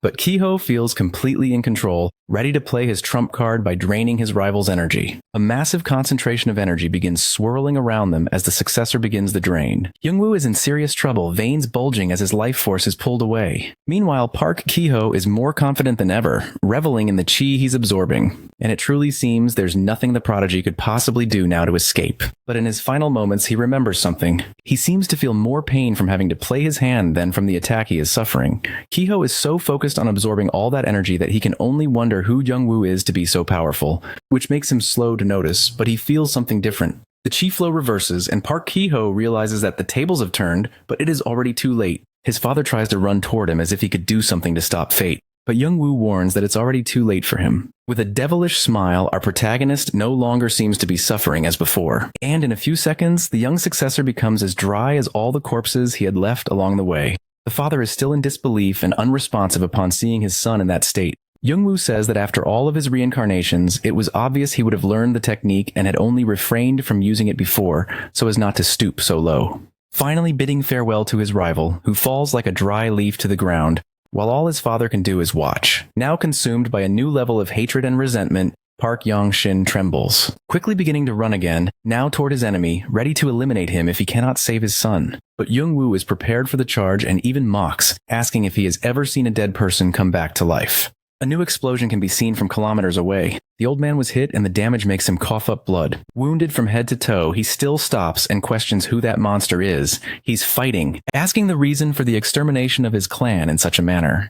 But before receiving an answer, he only feels Young-woo's spectral blade pierce through him. The young man finally seems more satisfied but still complains about all the talking. eliminating his opponent once and for all to hold him accountable for his actions. He spins his sword to clean off the remnants of the battle, and realizes that now everything is over as he looks around and sees no one else. Only then does he stop and analyze that he should have found out more about how Kiho learned the chi absorption technique. And looking at the leader of the clan he had just defeated, he sees that the rift core was now revealed over the body. Suddenly everything makes sense because only with that energy could the tiger have done all that. Young Woo can only think about how his clan still needs to evolve in gathering information since he knew nothing of this. While reflecting on whether the other clan leaders also possess such power, something catches his attention. In a leap, he heads swiftly to where something was detected. It was another young man hiding nearby, watching everything like a spectator. He tries to flee while striking blows at young Woo, but this only helps our prodigy quickly figure out who this meddler is, defending himself masterfully. The protagonist's posture is impeccable. The boy is startled to see that in addition to defending, Young Woo's sword is already embedded right beside his face. He tries to pressure the intruder for information, but the boy says he is known. Young Woo, however, denies it since he wasn't using the Black Tiger clan's style, but rather the Pang. Now desperate, the boy explains that he is the third heir of Habuk Pang and was just a guest, trying to use threats to get out of trouble. But threats don't work very well against our protagonist, who approaches, and widening his smile, becomes even more intimidating, already taking the opportunity to mention that the Habuk Pang family's history wasn't very good since they were always destroyed before they could rise again. However, an idea makes him step away from the boy, saying that in the end he was already targeting his family and could now use him as the scapegoat for the massacre. The boy firmly protests, saying he was there precisely on a peace mission, giving Young Woo no other choice but to use his intimidating smile to control the situation. Frightened, the boy who values his life obviously agrees to the terms. And while screaming for his life, Young Woo throws a pill directly into his mouth. He makes it very clear that the boy should swallow it and follow his orders from then on if he wants to live. Reluctant and unaware of what he just took, the young man only asks what kind of thing he'll have to do. And with the greatest naturality in the world, Young Woo explains that he is now a puppet. The young man shouts for the leader of his squad to come train the new recruit, and suddenly a strike hits the boy's neck squarely, making him fall to the side. It is Kang Tae-san who appears to obey his master's orders and take the new squad member for training. Now addressing the rest of the squad, Jung Woo gives his orders to imitate the Habuk Pang style, leaving traces on all the bodies around the place. The smoke from the explosions caused in the clash still disperses through the area. The bodies of the leader and his successor lie on the ground where they were dropped after being eliminated. Next to the clan leader's body still lies the rift core he used, but not for long as someone soon finds it. The bloodthirsty monster that the leader himself had revived now holds the power in his hands, and he quickly begins to absorb it directly from the stone. The energy is so great that even he seems to suffer to absorb it all, bending over to scream in agony but refusing to give up all that power. And in an instant, it ends while his body still trembles from so much energy. Slowly he rises with a laugh of satisfaction, and with a demonic smile, he knows that his power is finally complete, making him the embodiment of the blood spirit. In the city, the night seemed as peaceful as any other, and inside, a couple slept deeply. Their son tried to enter the house without making a sound. Carefully, Young Woo closes the door, avoiding any noise. He can only think how it was easier to wipe out an entire clan than to enter the house without waking his parents. But someone else had noticed. To his surprise, Seo Yoon was in his room with many questions. Young Woo asks what the girl is doing there instead of sleeping, as she says she was waiting. Already taking off his dirty clothes, the boy thanks his sister for the concern, but says they'll talk later since it's so late. But Seo Yoon doesn't fall for it and presses her brother again about where he was. And although he doesn't even consider telling the truth, he's actually enjoying himself. So he decides to play along and asks if all that is worry or desperation. The girl takes offense easily and insists she's just worried like their mom always is. Youngwoo waves 2 bills to help her rethink, and the girl freezes. Now feeling even more offended, she reminds her brother that she was nearly kidnapped. How could she not be worried? But the boy increases the amount of money, making her question if he doubted her morals so much and threatening to tell everything to their mom. He then raises his offer to 500,000 won, stunning his younger sister. She stares at the money, rethinking the value, and Youngwoo waves the bills, trying to convince her to take them and watch as many movies as she wants. As expected, the money disappears from his hand in an instant. But the girl swears she won't ask any more questions, only because she doesn't want to see him get into trouble. Either way, the girl just says thanks, while her brother plays the overly confident role. When he offers her a bodyguard, on the other hand, she's shocked. Remembering everything that happened with the masked men, she processes the information, quickly coming to the conclusion that she's better off defending herself, especially since she's training the technique she learned from her brother. Not giving Youngwoo much time for excuses, she launches into a demonstration, which surprises the boy with the blow he has to defend. But he doesn't back down, showing that he managed to defend and snatch the bills the girl used. Then something catches him off guard. Suddenly, several new blurs come at him, forcing him to defend quickly. And of course, he uses a monetary strategy. There were so many consecutive strikes that Youngwoo already recovered more than half the bills he gave his sister, and she still seems ready for more attacks with the rest.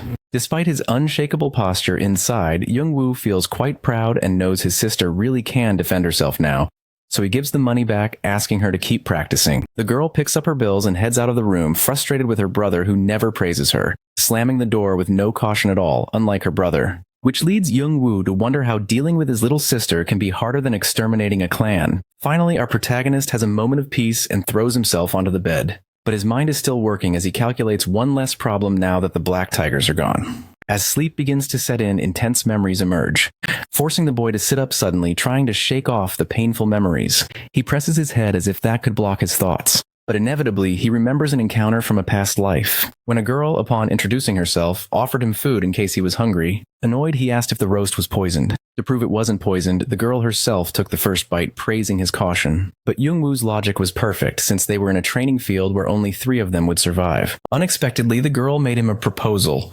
inviting him to become her subordinate. The surprise left the boy confused and somewhat annoyed. With her serene smile, the girl explained, convinced that she would unite the Murim and therefore needed a right hand, offering marriage as the second option. Mocking the girl, he asked if she wanted to be his queen. After all, conquering the Murim had been his goal long before it was her dream. But that wasn't what fate had planned for the 2 of them. And sometime later they encountered Munil. The blood scholar threatened the boy by using his partner as a hostage to make him surrender. And clearly, the Youngwoo of that time faced a great dilemma, as he watched his beloved companion being wounded by one of his worst enemies. Youngwoo is truly disturbed by these memories, concluding that Kiho's chi absorption must be directly related to Munil. The night advances, and the Black Tiger Clan gate was now under observation. The bodies scattered across the perimeter were being examined. That blonde-haired young man with a familiar aura was there analyzing the scene. The singular squad leader was also present and informed that the investigations had already begun and they would soon discover the responsible clan. But the blonde declared with conviction that only one person was responsible, causing surprise and shock in the young singular officer. The young man reaffirmed with a striking look that the situation was caused by only one person, adding that a demon was still out there while some rest. During the night, there's movement in the forest. The Black Squad is doing its job following Youngwoo's orders. The vice leader of the group instructs them to search every corner of the perimeter. Meanwhile, leader Tai-san complains about having to carry the new recruit to train him on the mission. This triggers the fury of his teammate who is incredulous at the complaint. After all, those were orders. The captain collects himself, blaming his mental confusion on overwork, while the vice leader remains focused on the forest where they need to find a unique presence. A sudden tremor draws the attention of the group members. They look around trying to figure out where the strange event came from in the nearby city. A siren sounds, warning that something terrible is happening. An urgent announcement asks civilians to leave the city immediately due to the opening of a level 3 rift. Everyone panics and flees, running in desperation. Even the leader of the Black Squad is shaken by the rift's power. But his colleague remains firm about the orders they must follow to stay alive, so they attempt to speed up the search with more effort and urgency, delving deeper into the forest in search of the strongest creature there. However, the second-in-command instructs that if this is the level 3 rift demon, they must not engage, only analyze its attributes and retreat. As they move forward, the members notice a large fire approaching. The fire, which had already consumed much of the trees, prevents them from proceeding, but from where they stopped, they could already see the cause. A demon made of rock and lava, terrifying enough to scare any sane person. Having quickly taken cover, the leaders observe the monster. From a safe distance, they realize there is no escape, shocked by the sight of something they had never seen before. And while talking, they end up drawing the demon's attention with their chatter. The danger sensor triggers immediately. As anyone would, the only reaction of the two is to run for the hills, each fleeing in a different direction. As soon as they flee, a massive fireball hits the exact spot where they have been hiding. The second-in-command quickly imagines the worst-case scenario upon seeing the destruction caused by the attack. By wasting time imagining, he doesn't even realize he's in the worst situation himself. A circle of fire surrounds him, and he instinctively tries only to shield himself. His leader, who is nearby but not close enough, doesn't know whether to attempt to rescue or stay back. Realizing his fate, the man in the suit begins to despair. He didn't expect to become barbecue before paying for his crimes, and he closes his eyes tightly, thinking he just didn't want to die like that. But nothing happens to his body. In fact, he realizes the temperature has dropped and he's still alive. The fire is gone, and his teammate points in shock to the reason. Someone completely insane was holding the demon with his bare hand. It was Munil lifting the monster by the neck with his usual maniacal smile, calmly asking if it was really that powerful as he stared at it excitedly. The roar of the lava creature seems like a convincing enough response. However, it turns into another type of growl as the monster begins to tremble. The bloodthirsty maniac starts draining its energy, making even a demon like that howl in agony. The men still present can barely stay on their feet under the immense energy. Suddenly, everything vanishes, and all that remains of the monster is a pile of stones and dry soil dissipating into the air. The members of the Black Squad are stunned by the scene they just witnessed. Their reaction is so intense that they become the maniac's new target, who now stares at them. Even more desperate than before, the leader shouts to his partner that they are exposed. No ears, no escape.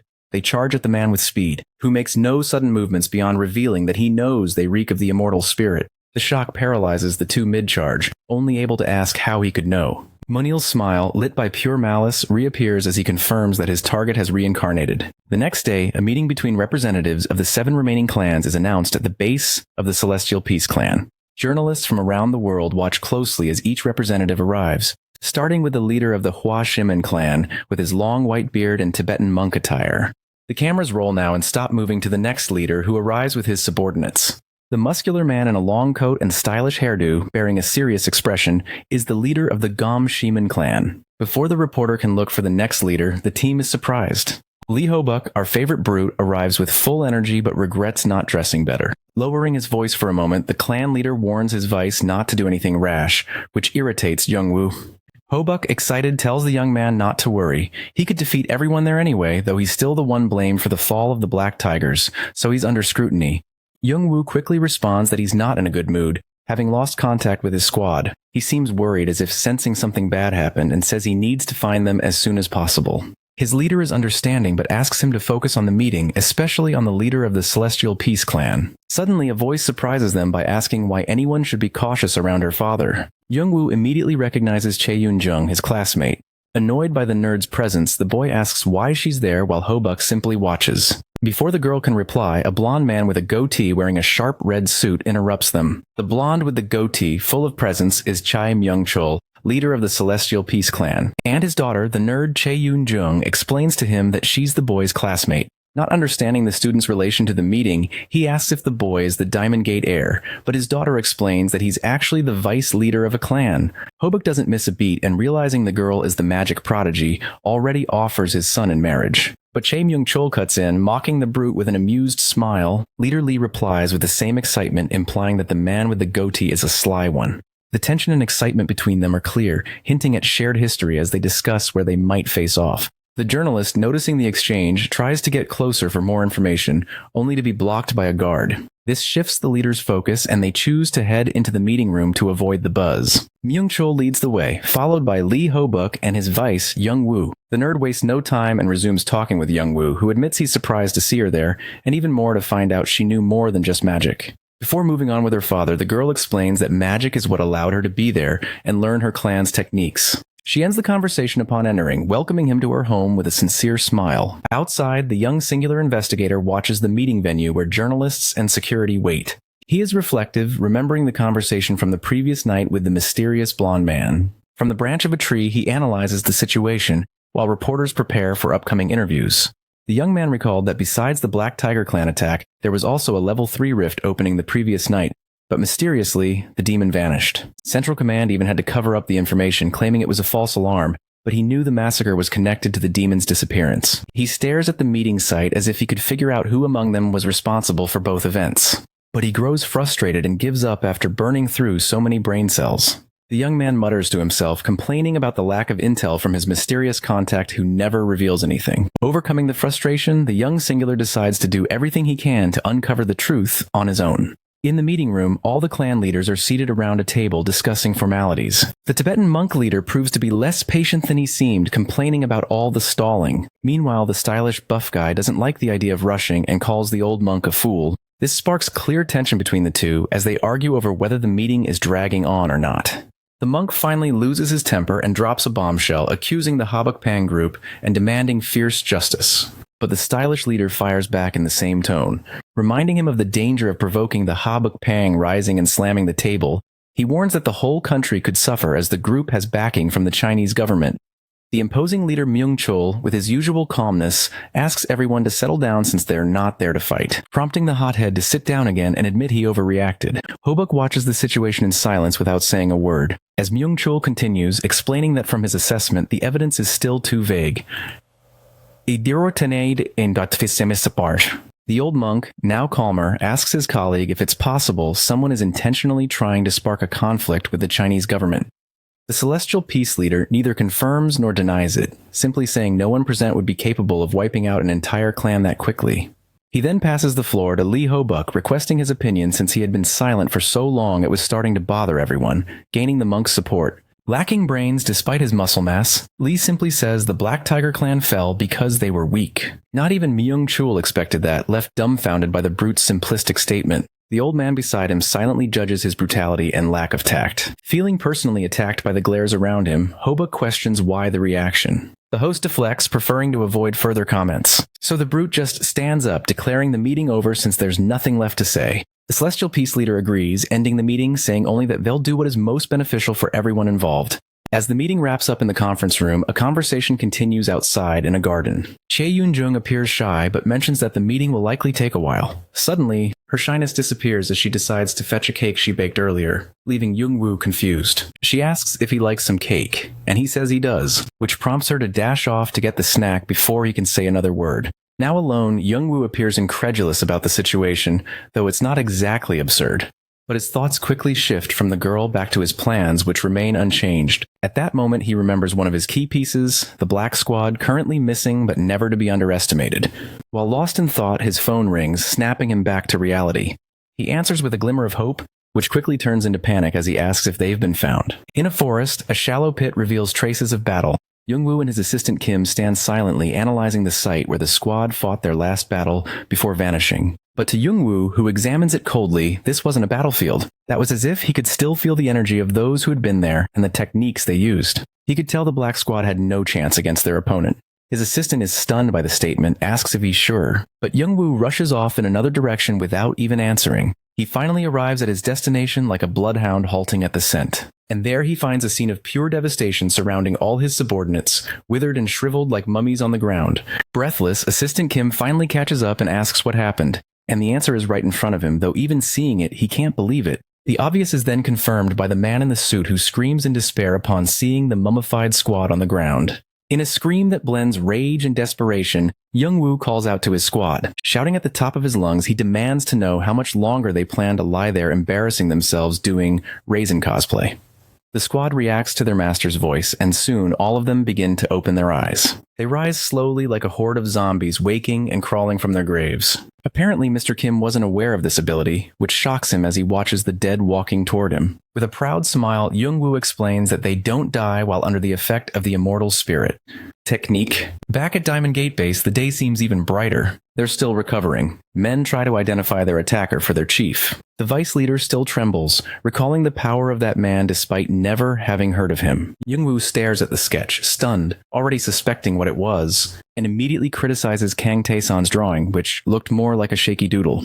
The boy demands the pencil with a superior tone and little patience. As he draws, his follower watches to learn. Then the boy reveals a perfectly realistic portrait of the one he knew in another life as the Blood Scholar. The squad leaders are amazed at the detailed accuracy, clearly identifying the one who attacked them. But Young-woo isn't surprised. In fact, he flashes back to his old friend lying on the ground, as he himself attacked Munil with full fury, reducing him to pieces with his sharp blade. He could have sworn that was the end of Munil's life, since he was the one who ended it. The zombie-like squad members still study the drawings slowly, struggling due to their weak state, while Young-woo tries to make sense of everything. He even shivers remembering the technique of the blood spirit personification, but recalling Munil's vengeful, sinister smile, he knows the biggest issue isn't that. If that Mun-il has undoubtedly discovered him, imagine how the Blood Scholar dreamt he didn't kill his squad.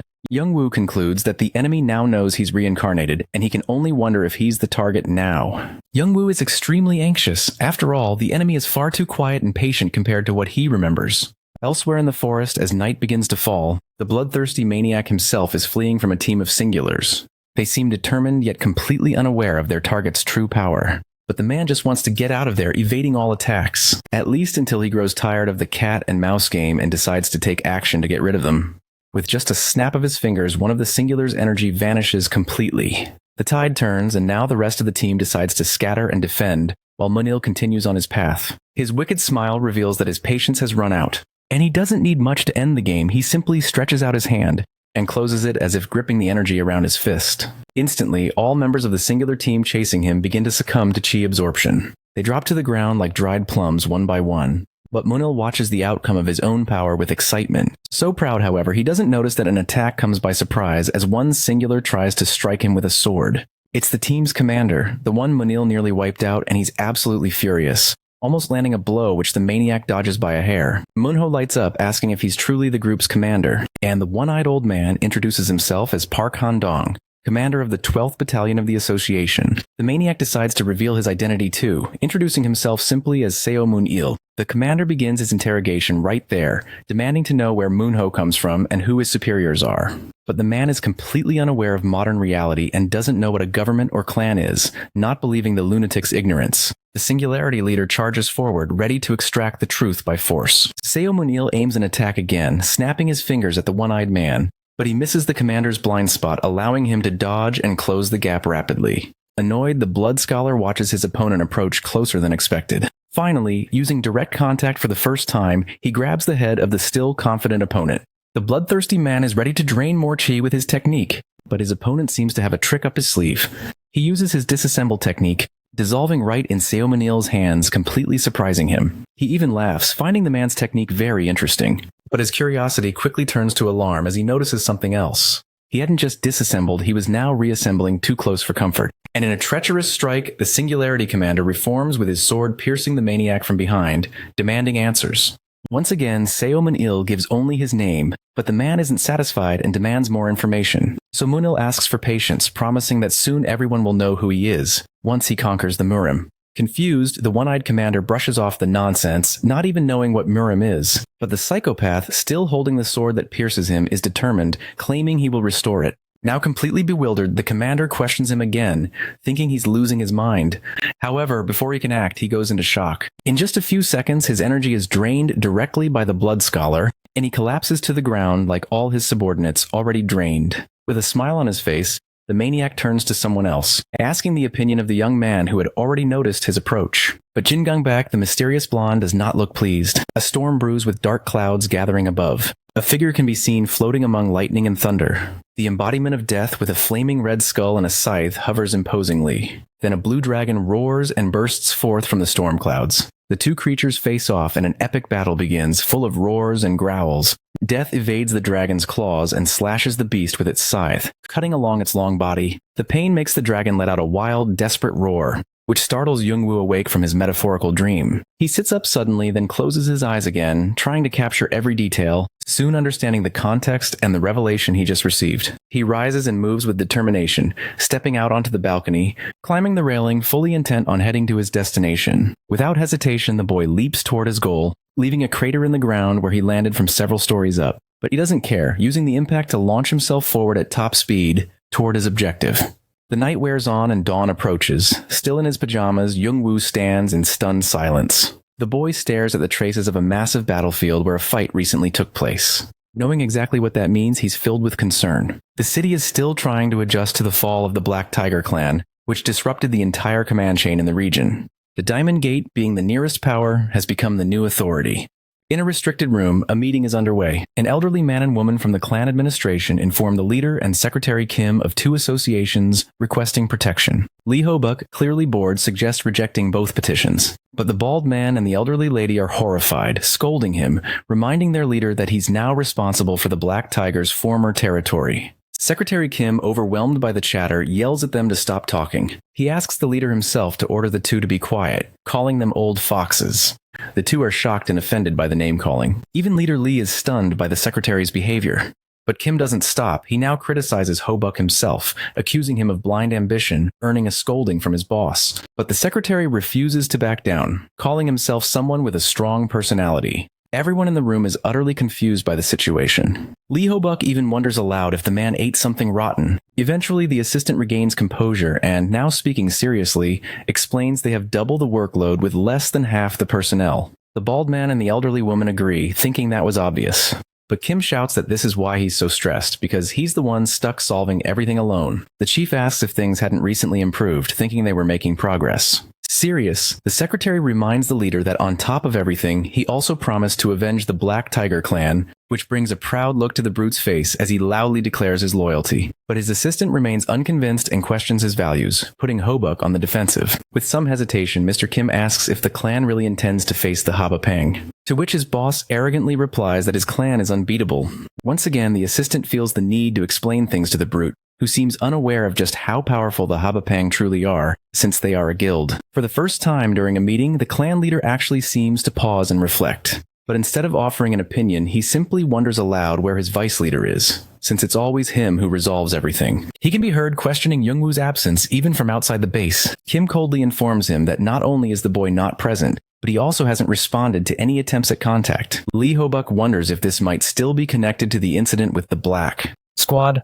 Far from there, Youngwoo sits alone at a table in a cafe. Lost in thought, he hides his face as if in contemplation. But in truth, his expression borders on psychotic as he dwells on the reincarnation of his eternal rival. He knows that the explosion mark he saw earlier could only have been caused by him, likely in a confrontation with Munho himself. He recalls his dream, interpreting it as a sign that the two have already fought. But as excited as he is equally worried, realizing he's been off guard for far too long. Suddenly, someone rudely interrupts his thoughts, demanding that he leave. Two large, intimidating guards order the boy to vacate the premises, which had been reserved for their master. Still seated, Youngwoo calmly asks who this supposed young master might be. The guards answer on behalf of Pang Du-shin, heir of the Habapang, who was passing through and decided to reserve the entire cafe because he hates being near commoners. With his usual sarcasm, the boy rises slowly, pretending not to know the name and asking what all the fuss is about. To his surprise, one of the guards answers with a punch to his stomach, sending him crashing down the corridor, knocking over every table along the way. Of course, our protagonist has no intention of letting things end like that. As he begins to stand, already preparing himself, he complains about getting dragged into yet another fight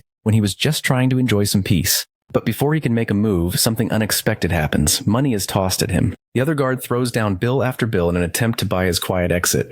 Before Youngwoo can even decide whether to get up, the two stand at attention. They bow to their master, who has just arrived, immediately apologizing for not having taken the trash out of the room. Pang Du-shin, with the lilac hair that marks his family line, enters the space radiating superiority. The young heir takes his seat like he owns the place, with his feet on the table in a cocky posture. He scolds his guards for not doing their job properly the first time, but as one of them turns around to finish removing the trash, Youngwoo is no longer there. From a distance, he observes Pang Du-shin, not expecting him to have arrived in the country so soon. The boy stays focused, having already suspected that with the fall of the Black Tiger clan, the Habapang would react sooner or later, since they serve as a means for the group to gain influence and win their own domestic power struggle. Jungwoo decides to take care of this personally, leaving Seo Moon-il and the reincarnation of his rival to his squad for now. Still lost in thought, he's once again surprised by someone. Unfamiliar, a white-haired boy approaches him, trying to intimidate him. Jungwoo doesn't react to the insults, but, confused, asks if the guy even knows him. The white-haired stranger responds with a question, already knowing Youngwoo has no idea who he is. Then without warning, he attacks with fire magic and promises to meet again soon. Youngwoo easily dodges the attack and concludes the guy is absolutely insane. After all, he attacked and disappeared just as quickly, leaving Youngwoo furious. The flashy pyrotechnics draw the attention of Pang Du-shin, who sees the flames atop a nearby building. What had moments before been the stage of a fiery display is now empty. Youngwoo returns to the building, searching for his attacker, but he quickly realizes the boy had already fled, and now he can only wonder who that lunatic was to strike so suddenly. Back at the Celestial Peace Gate, the location is once again chosen for diplomacy. A new meeting begins with the clan leader as host and the other leaders gathered around the table. A man opens the door only to announce the arrival of young Pang Du-shin. Moments later, the towering guards in the air enter the room without any regard for formality. The host stands to greet him, but the heir blatantly ignores him, leaving the man stunned by the sheer rudeness. Du-shin captures everyone's attention by making it clear he didn't come to chat. The other leaders immediately begin questioning the boy's posture and arrogance, but the young man couldn't care less and jumps straight into the matter, stating that a fight between Koreans has resulted in the disappearance of another direct heir of the Habapang, announcing next that Habapang would then take full control of the investigations. The monk leader grows furious, demanding more respect from the boy who overflows with arrogance. But Pang Du-shin once again shows he's not playing around, destroying the meeting table with a single hand. Wooden splinters fly everywhere. Some of the leaders are in shock at the gratuitous violence. Hobuk in his place looks ready to start the fight right there, The heir of Habapang demands that the culprit be handed over immediately if they don't want his interference. As expected, Lee Hobuk stands up from his seat, laughing at the kid and asking if he really thinks he's that tough. Even though this time he's within his rights, the host still scolds the brute, saying this is an important discussion. With his habit of seeing everyone as rivals, Leader Lee now questions his colleague on whether he'd be able to stop him. Using his position at the location, the head of the Celestial Peace Clan gives permission for everyone present to attack Hobuk if he tries anything. All other clan leaders rise from their seats, equally ready for a fight. But Lee Hobuk's smile shows that nothing intimidates him. He activates his divine chi without hesitation, making it clear they'll only find out what he's capable of by testing their luck. Now even the arrogant heir, realizing such hostility, judges them as ill-mannered, once again affirming that from now on the investigation would be his, and asking them not to interfere or it would start a war. At the gazebo near the Celestial Peace Gate, Young-woo was once again waiting for the end of the meeting. Immersed in his thoughts, the boy wonders where the debate is headed, asking himself if the heir would be able to hide his true intention there. Young-woo remains stiff with a serious expression while committing to himself not to interfere for now. Suddenly, Cha Yun-jung comes running toward him, waving. He's caught off guard despite being at the nerd's house. The girl arrives already asking why he disappeared, but he just gives some excuse about having emergencies. She then changes the subject, now questioning the boy's absences. He hadn't been to the academy for a long time, and once again, he avoids the topic. From a distance, the girl's father, accompanied by another leader, observes the conversation. He explains to his colleague that Young-woo is responsible for the recent growth of the Diamond Gate clan. The monk asks what the bearded one is planning to do, and he starts an explanation about how Habapang has support from the Chinese government, which the monk doesn't quite understand. He continues, saying they'll have to comply with Habapang and must avoid a fight at all costs. The monk agrees but remains confused by the reasoning. When Minchul finally mentions his biggest problem with all this, which is the difficulty of persuading Lee Hobuk to follow Habapang's terms, the old man questions whether something like that is even possible since the brute almost picked a fight with everyone at once. And while the monk talks with the leader, the girl's father explains that he is the only way to frustrate the leader of the Diamond Gate.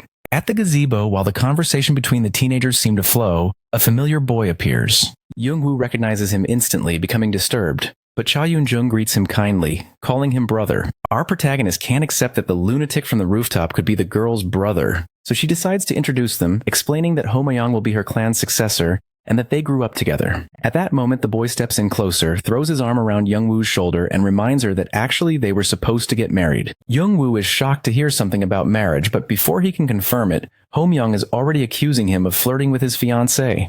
Right after trying to defend his intended, the boy is already starting a fight with a well-placed punch to his rival. Still at the Celestial Peace Gate, many twists happen all at once. Lee Hobuk and his son Kang Chun are looking for Jung-woo. Unable to reach him by phone, the leader grumbles that the boy shouldn't have left. Kang Chun, in turn, comments that he hasn't spoken to his friend in a long time, and even if he asked, he wouldn't get an answer about what happened. Frustrated with the whole situation, Hobuk ends up letting it go. Remembering the reaction of the other 6 leaders, he gets excited again. And as he activates his power once more just for fun, his son scolds his father, reminding him not to use that recklessly. But the brute is too thrilled. After all, he's always waited for the opportunity to fight. Suddenly, an explosion nearby catches both their attention. The teenage drama was escalating quickly, and now Ho Myung was already attacking with his fire magic. Cha Yun-jung can only scream, not understanding the reaction of someone she clearly only considered a brother. But the boy was determined and told her to just step aside because this was a matter between men. Another flashy explosion is sent in the direction of his romantic rival. From a distance, the 2 gossiping leaders are still watching, and with pride, the leader of the Celestial Peace Clan presents his clan's secret weapon, assuring he would win. The old man, on the other hand, points out that this dispute could worsen the situation between the clans. However, the bearded ones seem to already have everything set up, and since it was a personal matter, it wouldn't directly affect the clans. While they debate, the fight keeps escalating as the disciple of Celestial Peace gives his best with his flames. Young-woo also does his best to block or at least dodge the attacks. Inevitably, he ends up getting hit by 1 or 2. The boy doesn't tire and still charges at his rival with everything he's got. But to his surprise, the nerd steps in to protect her classmate, shocking both boys. Ho Myung shouts furiously, ordering the girl to step back, but she refuses, stating that he had already crossed the line. Not really understanding what was wrong with loving too much, the boy asks what exactly it means to cross the line. And a flashback begins to when he was just 10 years old, introducing himself to the girl. She already knew his name and considered him an acquaintance, so she asked how he was doing. Before even answering, the boy offered her a gift since it was her birthday, and little Yoon-jung accepted it with great friendliness and joy. but the gift quickly vanished from her hands. Her father, the clan leader, appeared right at that moment with his overprotective demeanor, asking who the boy was. The boy introduced himself formally with a friendly smile, saying he was a candidate for the squad. But the leader's reception was anything but kind, and his expression of outrage was clear. The boy was startled, not understanding the reason for that reaction. Even little Yoonjung started to cry upon seeing her father's grimace. But Chief Minchul was unyielding, already driving the boy away from his daughter. Later that night, poor Homyoung curled up in a dark corner. That's when one of the squad members who was training him arrived, casually asking about the mess with the master's daughter. The little boy with tears in his eyes still didn't answer, but the trainer kept talking about how that was to be expected, which enraged the boy, who now complained feeling wronged while the man just laughed at the situation. He then explained to the kid that if he wanted a relationship with the leader's daughter, he'd have to be stronger.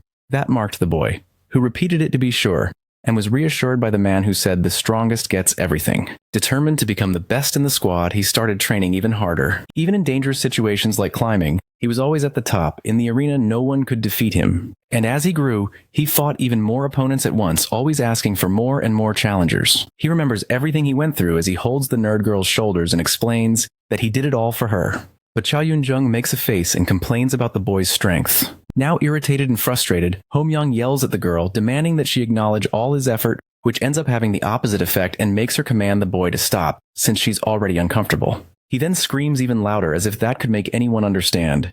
He questions the girl's feelings, remembering when he saw her talking to Youngwoo, even recalling when she awkwardly tried to bring a cake to the boy who didn't even care. He shouts, asking why she likes a guy like Youngwoo and not him. Reaching the peak of his breakdown, he decides that from then on, the girl would need his permission for everything. But of course, she wouldn't submit so easily and instinctively activates her magic, making him step back. He still tries to smooth things over, but it seems to be too late. The nerd is disappointed and makes that very clear as she once again asks her friend to stop there. In disbelief, Homyoung is speechless upon realizing the direction things were going. When finally consumed by sorrow, he ends up lunging at the girl herself, but is interrupted by a punch from Youngwoo, who this time steps in as her protector. Now even the protagonist is irritated with all the drama, and the boy doesn't care because his anger speaks louder, making him tremble.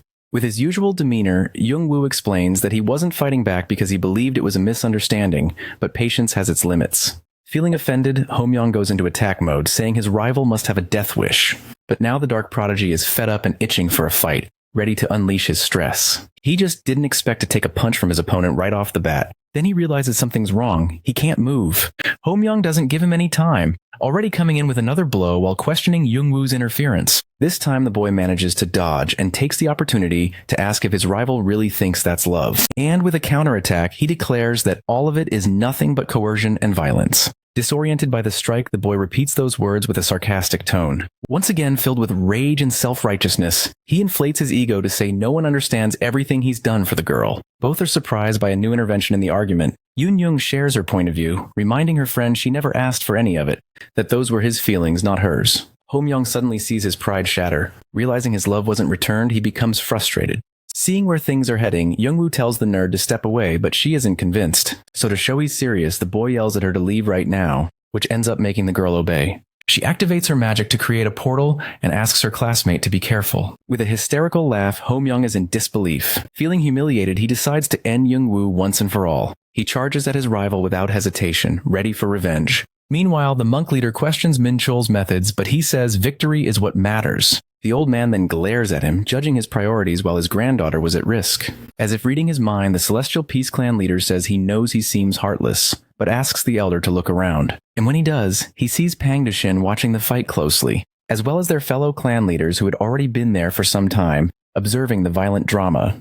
The bearded man explains that even if informal, the fight will influence everything, since Youngwoo's defeat would be a loss for his clan. Returning to his magic, Homyoung continues his consecutive attacks. Once again, Youngwoo realizes he's somehow immobilized, and ends up taking the full force of the fiery strike. But not finding a way to defend himself, his rival isn't satisfied and prepares for another assault. And as the sequence of blows hits Youngwoo, his friend Kang-chun watches from afar in despair. Lee Ho-buk crosses his arms thoughtfully, recognizing his vice's opponent and confirming his suspicions. Kang-chun asks what kind of power the boy has to hold his own against his friend, but Ho-buk only knows it's a strange attribute no one has any information about.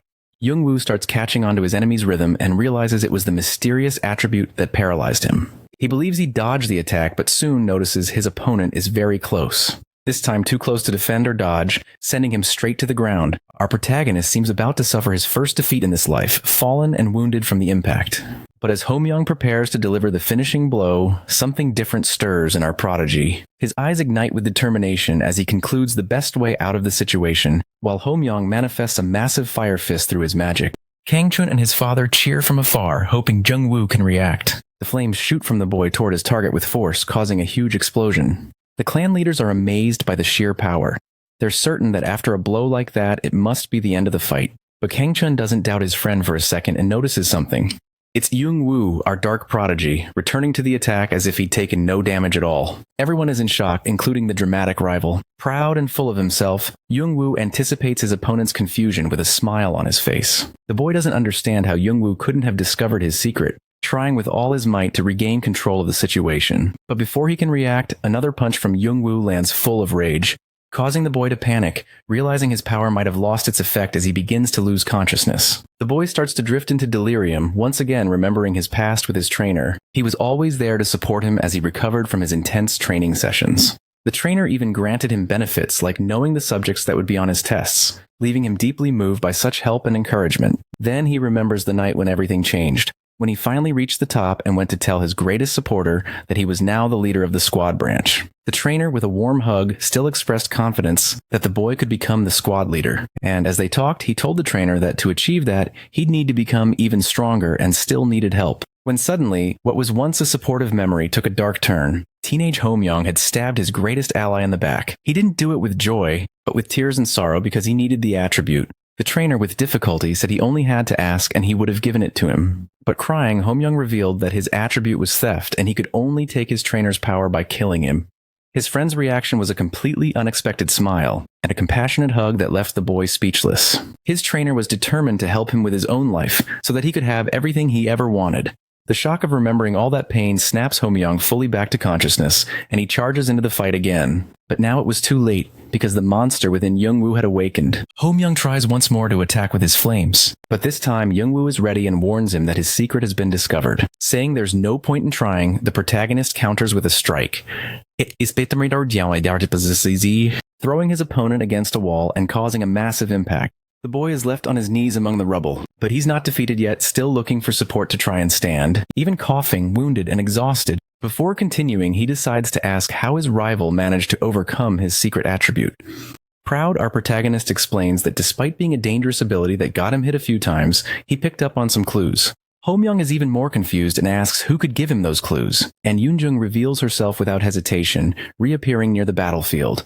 This shocks the boy. He never expected that from his friend. And to make it clear that it was really her, the girl says loud enough for all to hear that the ability was to atrophy the opponent's muscles, causing paralysis. Jung-woo, in turn, explains that once he knew that, he used a technique to reverse the state of his own muscles. Desperate and worried, Ho-myung asks how the girl knew about his attribute. Even before answering, her expression is far from pleasant. Then she begins to tell how Ho-myung's trainer once showed her that ability.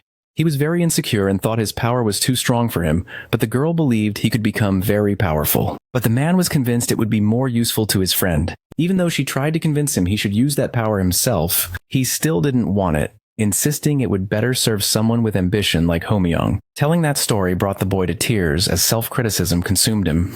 His anger gave way to deep resentment, remembering that he had killed the one who supported him the most in his childhood. But his grief doesn't last long, soon being twisted into a new belief. If he was a demon, he might as well live and act like one. Standing up, he asks his rival if he now understands why he must kill him. It makes it clear that his only goal there is this. Otherwise, everything he did was meaningless. Jung-woo just watches the boy but keeps his guard up. Ho-myung then resumes the attack with full determination, ready to honor the sacrifice of the one he saw as a brother. Our dark prodigy is unfazed by the drama and also charges into the fight with a smile on his face. Being faster, he lands a blow to his opponent's face without mercy, which causes the boy to spit blood and apologize to his friend as he loses consciousness. The day carries on as if nothing had happened on a rooftop. Pang Du-shin is at a restaurant with his bodyguard. Sipping his iced tea, he asks the Guardian's opinion on the fight they just witnessed.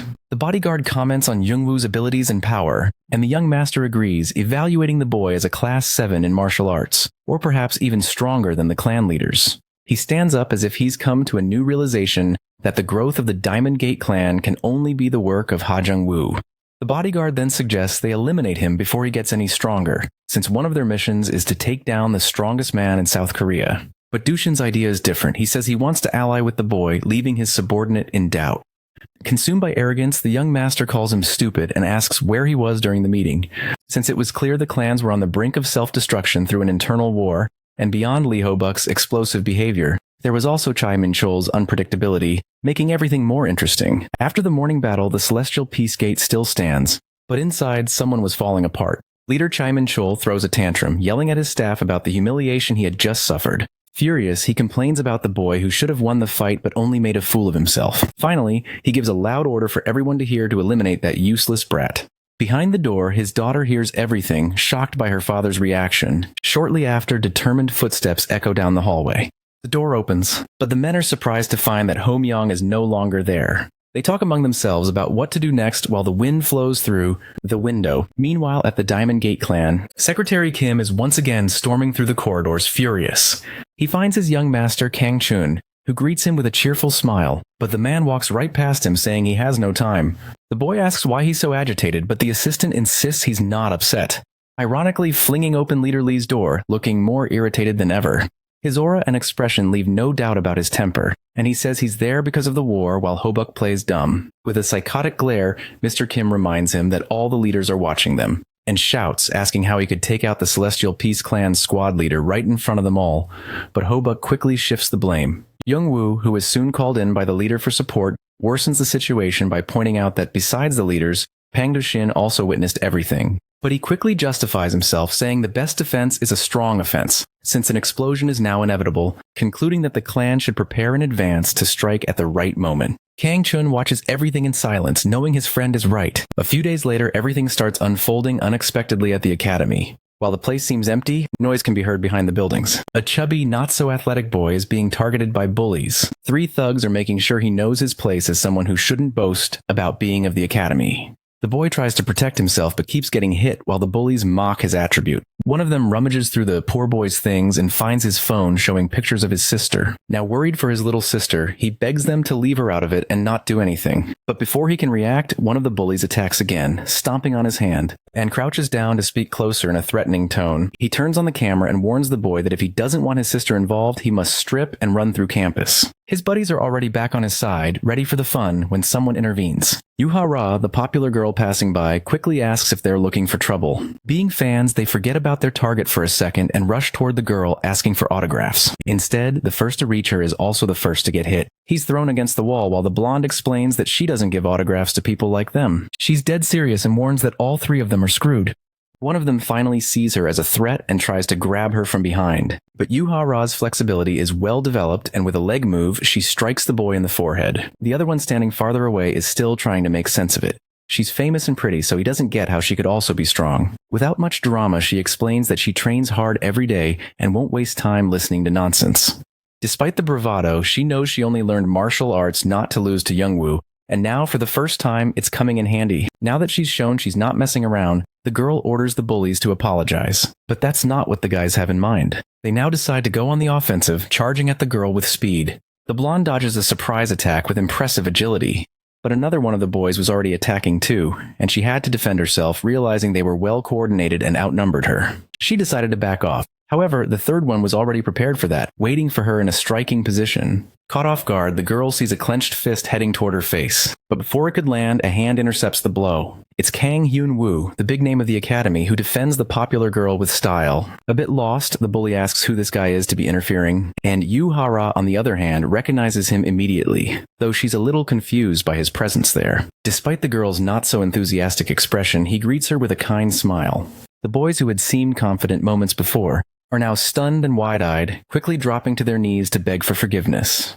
The senior smiles and waves, saying all he wants is for everyone to be friends. And just like that, the same bullies who had been so aggressive now rush to pick up the chubby boy and offer themselves up so he can return the beating. Hyunwoo says he's happier now seeing everyone getting along while the boys carry the chubby kid to the infirmary. Yu Hara is surprised and comments on how easily he managed to terrify the bullies. He deflects, asking if she has a moment since he has something to discuss. Suspicious, the girl tries to guess what this conversation might be about. But in truth, she's been waiting for Youngwoo, who still hasn't replied to her messages. Only now as he gets closer is the boy reading them. He reflects for a moment upon reading her texts and realizing she had no idea about his disappearance and was worried. Then he notices a different feeling about the situation. He decides he really owes the blonde. After all, she only attends the academy because of him, and she came back regularly. She could even train magic with Yoon Jung. Then he remembers that in fact the nerd would also be away from school for a while. Recalling his recent battles, he also decides to speak with the magic instructor, since his opponents had used it to boost their abilities. While calculating his next steps, the boy is suddenly surprised by the appearance of his squad leader right beside him. Young-woo asks the man about leads on his case, but the leader informs him that there are barely any clues, as Seo Manil seems to have vanished without a trace. Our protagonist realizes that this means his enemy is growing stronger and grows concerned, but suddenly his expression changes as he becomes excited at the thought of a more interesting fight. At that moment, the squad leader adds that, on the other hand, he has information about the other man. He then says that although he doesn't know what he looks like, he knows the man is part of the Association of Singularities, bringing his commander back into a more serious mindset. He explains that the association works alongside guilds and clans to supervise rifts, and he believes the target was trying to test something. Deep in thought, Young-woo concludes it makes sense, since Jin Gangbak could climb higher ranks through the rifts. To wrap up the conversation, his subordinate also mentions seeing Yu Ha-ra leaving with a guy, which instantly stirs a mix of concern and curiosity in Young-woo. Meanwhile, in a fancy hotel downtown, the blonde gets straight to the point, asking the guy to be direct because she doesn't want to waste time. He agrees, and with perfect posture and a decisive tone, he announces that Yu Ha-ra is now his fiancé. The girl is in shock at the statement and doesn't even know how to react other than questioning what she just heard. She stands from the table with a jolt as the realization sinks in. And, as if it were the most natural thing in the world, the preppy guy tries to explain himself with charm. But Ha-ra is strong-willed and makes it very clear she doesn't want any of that with a straight face. He still tries to persuade her, talking about their powerful families, but she cuts him off, reaffirming she has no interest. She promptly leaves with a brief thanks for the meal and a curt goodbye. Storming out completely outraged, the girl leaves the suitor stunned. He's still sitting at the table, processing what just happened, and still half in shock, he begins to laugh nervously. Covering his face, he gradually stops laughing, still looking strange. And now indignation kicking in, he mutters that rich people should have more class. Back at the academy, the girl calls out to her friend. Hurrying over to him, she apologizes for being late. Young-woo is proud as ever since he doesn't care about the delay, since he wasn't there for her, but Ha-ra is still convinced he was waiting for her. Striking her signature cute celebrity pose to apologize again and charm the boy, who is left speechless seeing his friend putting in so much effort. But he quickly breaks her expectations, asking what all that was for. The girl pouts and complains about how Young-woo always dismisses her feelings. But the boy's concern is something else entirely. After all, she has the ability to see his skills and he can't take that risk. As Ha-ra gets closer again, apologizing once more for the delay, Young-woo wonders why she didn't say where she had been. Those questions quickly fade from his mind as he's pulled by his friend, who says she has somewhere to take him. Answering his question about where they were going, the girl says that because of him, her parents are trying to introduce her to suitors. The protagonist starts to sweat just thinking about where this is headed. But now Ha-ra is serious, explaining that her parents could choose at any moment who she's going to marry. At that moment, Young-woo decides to show he knows more than he's letting on and mentions Kang Hyun-woo from the Ilu group, who she went out with earlier. Though a bit flustered at being caught, the girl remains determined and says her father will recognize Young-woo as her fiancé once he sees him. This time, the boy doesn't dodge or deny it. On the contrary, he brings up her grandfather as the real obstacle. Yu Man-chun, a stubborn and demanding old man, holds the position of president of the Dayan group. And coincidentally, at that very moment, he is in a meeting with Hyun-chul, Jung-woo's father, who is seeking investment. As the man explains his new technologies, the elder remains unconvinced, telling him not to lie for personal gain. Still, since it's business, the old man calms down and says he'll review things carefully and will respond regarding the energy rock battery production. Hyun-chul simply bows and thanks him for the opportunity before leaving. He walks out of the building, lamenting how difficult it is to find investors, but still happy for the chance to talk with the head of such a major group. Suddenly he hears his phone ringing inside his briefcase. He quickly answers, identifying himself as Ha Hyun-chul from the Hanyun factory. Seconds later, the man is in shock, shouting if the investment is real, drawing the attention of everyone around.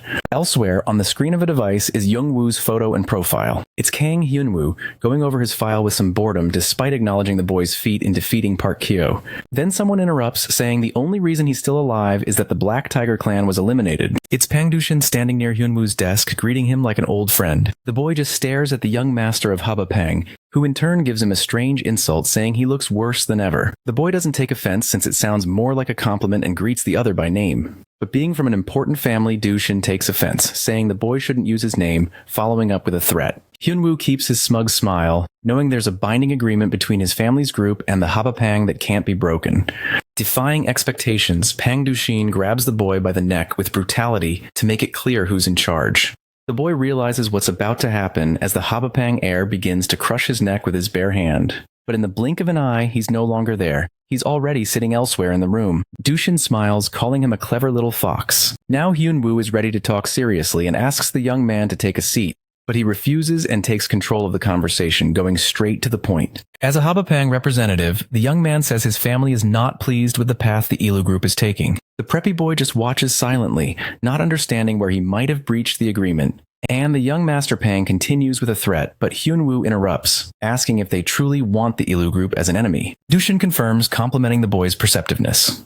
Without much fuss, the Ilu representative sends a clear and direct message that the 7 clans in the association will soon be at the mercy of Habapang. Pang's expression softens a bit, showing satisfaction. He turns to leave, considering the matter closed. But just as he reaches the door, he stops, then turns to talk about the situation with Young-woo. With a mischievous smile, he warns that it will be interesting and that the young man shouldn't underestimate him. Hyun-woo prefers not to comment, remaining silent and reflecting on what was said. The next day, the visit is no surprise. At the Hanyun factory, a business meeting begins with a sincere thank you for a large investment. Kang Hyun-woo, in the position of an investor businessman, says he wouldn't miss this chance, especially knowing he's investing in the father of a fellow gym member. Yoon-chul thanks him again, moved by the opportunity, and promises to give his all to deliver everything on time. The meeting ends and the workday begins at the factory. An employee questions Yoon-chul about the loan he took out using the factory as collateral to cover production. But the man's confidence is high since his client is the Il-woo group, and his only concern is having everything ready on time. Suddenly, the game changes when another employee bursts in desperately, announcing that the order is being cancelled. Panic and distress take over the boss, who can only ask what is happening. The Il-woo group building remains imposing, but inside Yoon-chul collapses, begging on his knees for young Hyun-woo to save him. Amused by the man's terror, the young man pretends not to understand what's going on. The man in turn explains that if the order is cancelled, the factory will go bankrupt, and begs him to reconsider.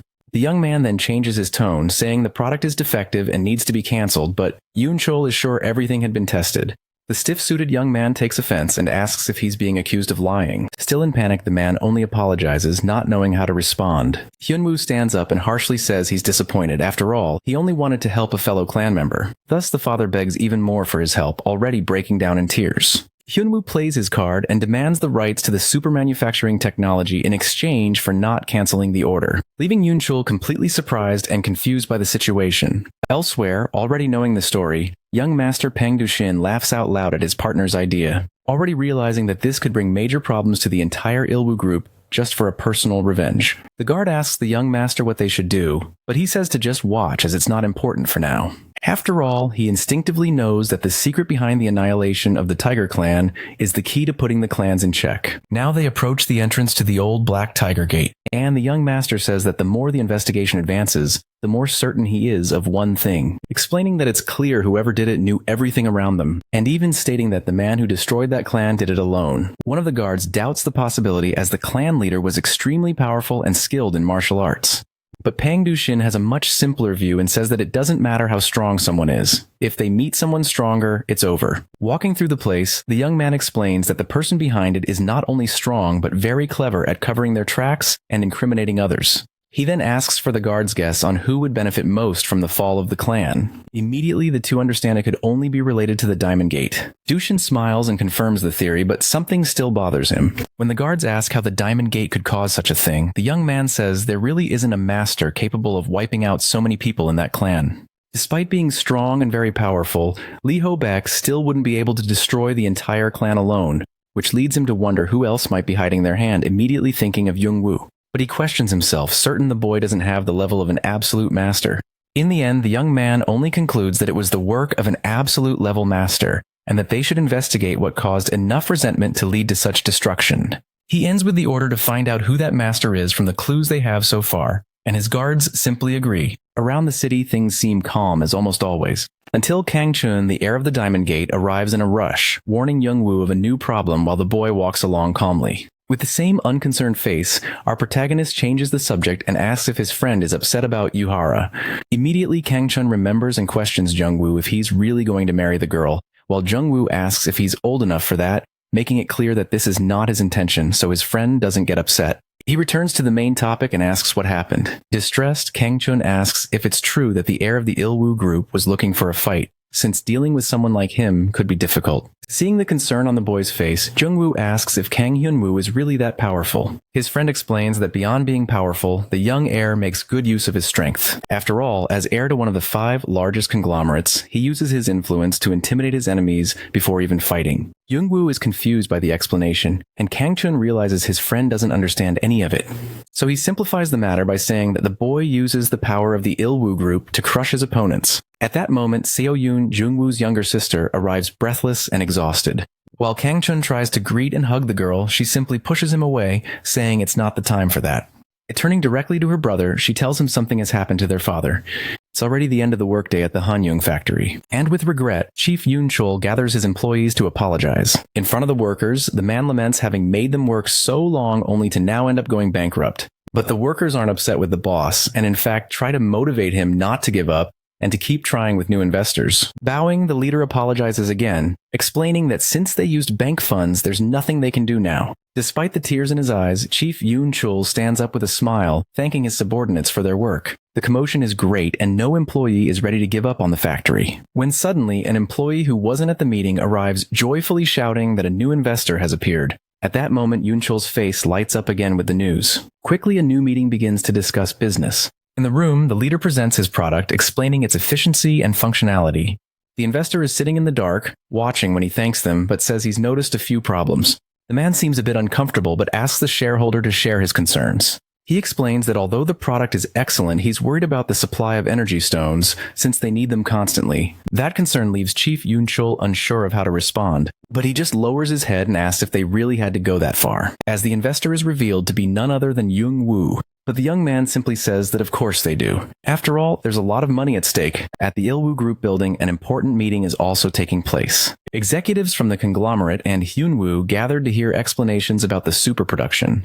The man leading the presentation explains that the market potential is even greater if they join forces with the Guild Alliance for the supply of rift stones. He ends the explanation by saying that market domination of lithium batteries will be inevitable over time. While listening and observing attentively, Hyun-woo can only think about how favorable his position is to gain more influence in the group. But suddenly, an assistant bursts into the room in panic, bringing news of trouble. Without filters, the man reveals right there that the Hanyung factory has found a new investor, leaving the young man distressed as he realizes his plan is falling apart. The day's end brings new colors to the shade. Arriving at his apartment, Jung-woo asks his father how much longer he'll stay in the car.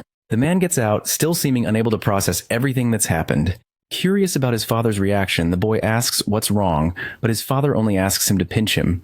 Taking it literally, Jung-woo pinches the old man's cheek, who immediately regrets asking. But now he is sure that everything is real after all, feeling quite a bit of pain. Now recovered, the man asks his son how he managed to invest so much. Jung-woo impatiently replies that he just invested his salary as vice leader of the Diamond Gate clan. But it doesn't convince his father, who realizes the amount is far greater. The boy then quickly tells his father to keep quiet about the figures, reinforcing the threat that he would withdraw the investment if his father blabbed about the whole story. The boy adds that it must be a secret, especially from his mother, and his father confirms and agrees. The two then head into the building while chatting about dinner. Nearby, a suspicious car is lurking. Inside the car is Hyun-woo, observing his opponent's movements. He asks his assistant about the information that Jung-woo is the supposed investor, and the man confirms the previously analyzed information. The young heir then questions where a college student could get that much money, but the assistant says he hasn't gotten to that part yet. He then raises the theory that Jung-woo might have gotten support from the Daehan group since he was getting close to Yuhara. The young man immediately realizes the threat and how all the pieces fit together. As night peacefully falls over the city, Yuhara walks alone, though not feeling very confident. As she continues on her path, the blonde senses that she's being followed, which leaves her feeling completely uncomfortable. She looks back to make sure she isn't imagining things, and confirming her instinct, she starts running away from the pursuer, when suddenly another even bigger man intercepts her, declaring the end of the line. Yuhara is now trapped between the two, no way out. as they talk about how they've been waiting for that moment. Finally, one of them lunges, threatening the girl's life. But Yuhara isn't as defenseless as she seems and greets him with a well-placed kick. At that moment, someone yells that the scene ends there, revealing the situation as nothing more than a performance for a film. Yuhara's demeanor immediately changes and she apologizes for the hit, while the man on the ground just smiles, pleased with the acting. The director appears, wrapping up the day of filming as the girl thanks everyone for their effort. Only then does the blonde notice the presence of someone she'd been expecting. Young-woo is there, waiting for her, well-dressed and holding a gift for the girl. And right after, they leave together in a luxury car. Yuhara thanks the boy for showing up for the occasion, and he says he wouldn't have missed it. The girl then asks if her friend is nervous, but he doesn't understand why he would be. She says it would be normal since he's going to meet her parents. And when she realizes the boy is genuine and confident, the blonde gets a little annoyed. With an irrefutable argument, Young-woo says she spoke well of her parents herself, so she just accepts it. With a warm smile, the boy says he trusts her, and that's why everything is fine. They finally arrive at their destination, Yuhara's house, a modern and luxurious place. As usual, Hera announces she's home while entering, followed by Young-woo. To her surprise, she finds her grandfather at the entrance, someone she wasn't expecting to see there. The girl becomes nervous, questioning the old man's presence since he was supposed to be abroad on business. But the mustachioed elder takes it as coldness and starts complaining about the lack of affection he senses from his granddaughter.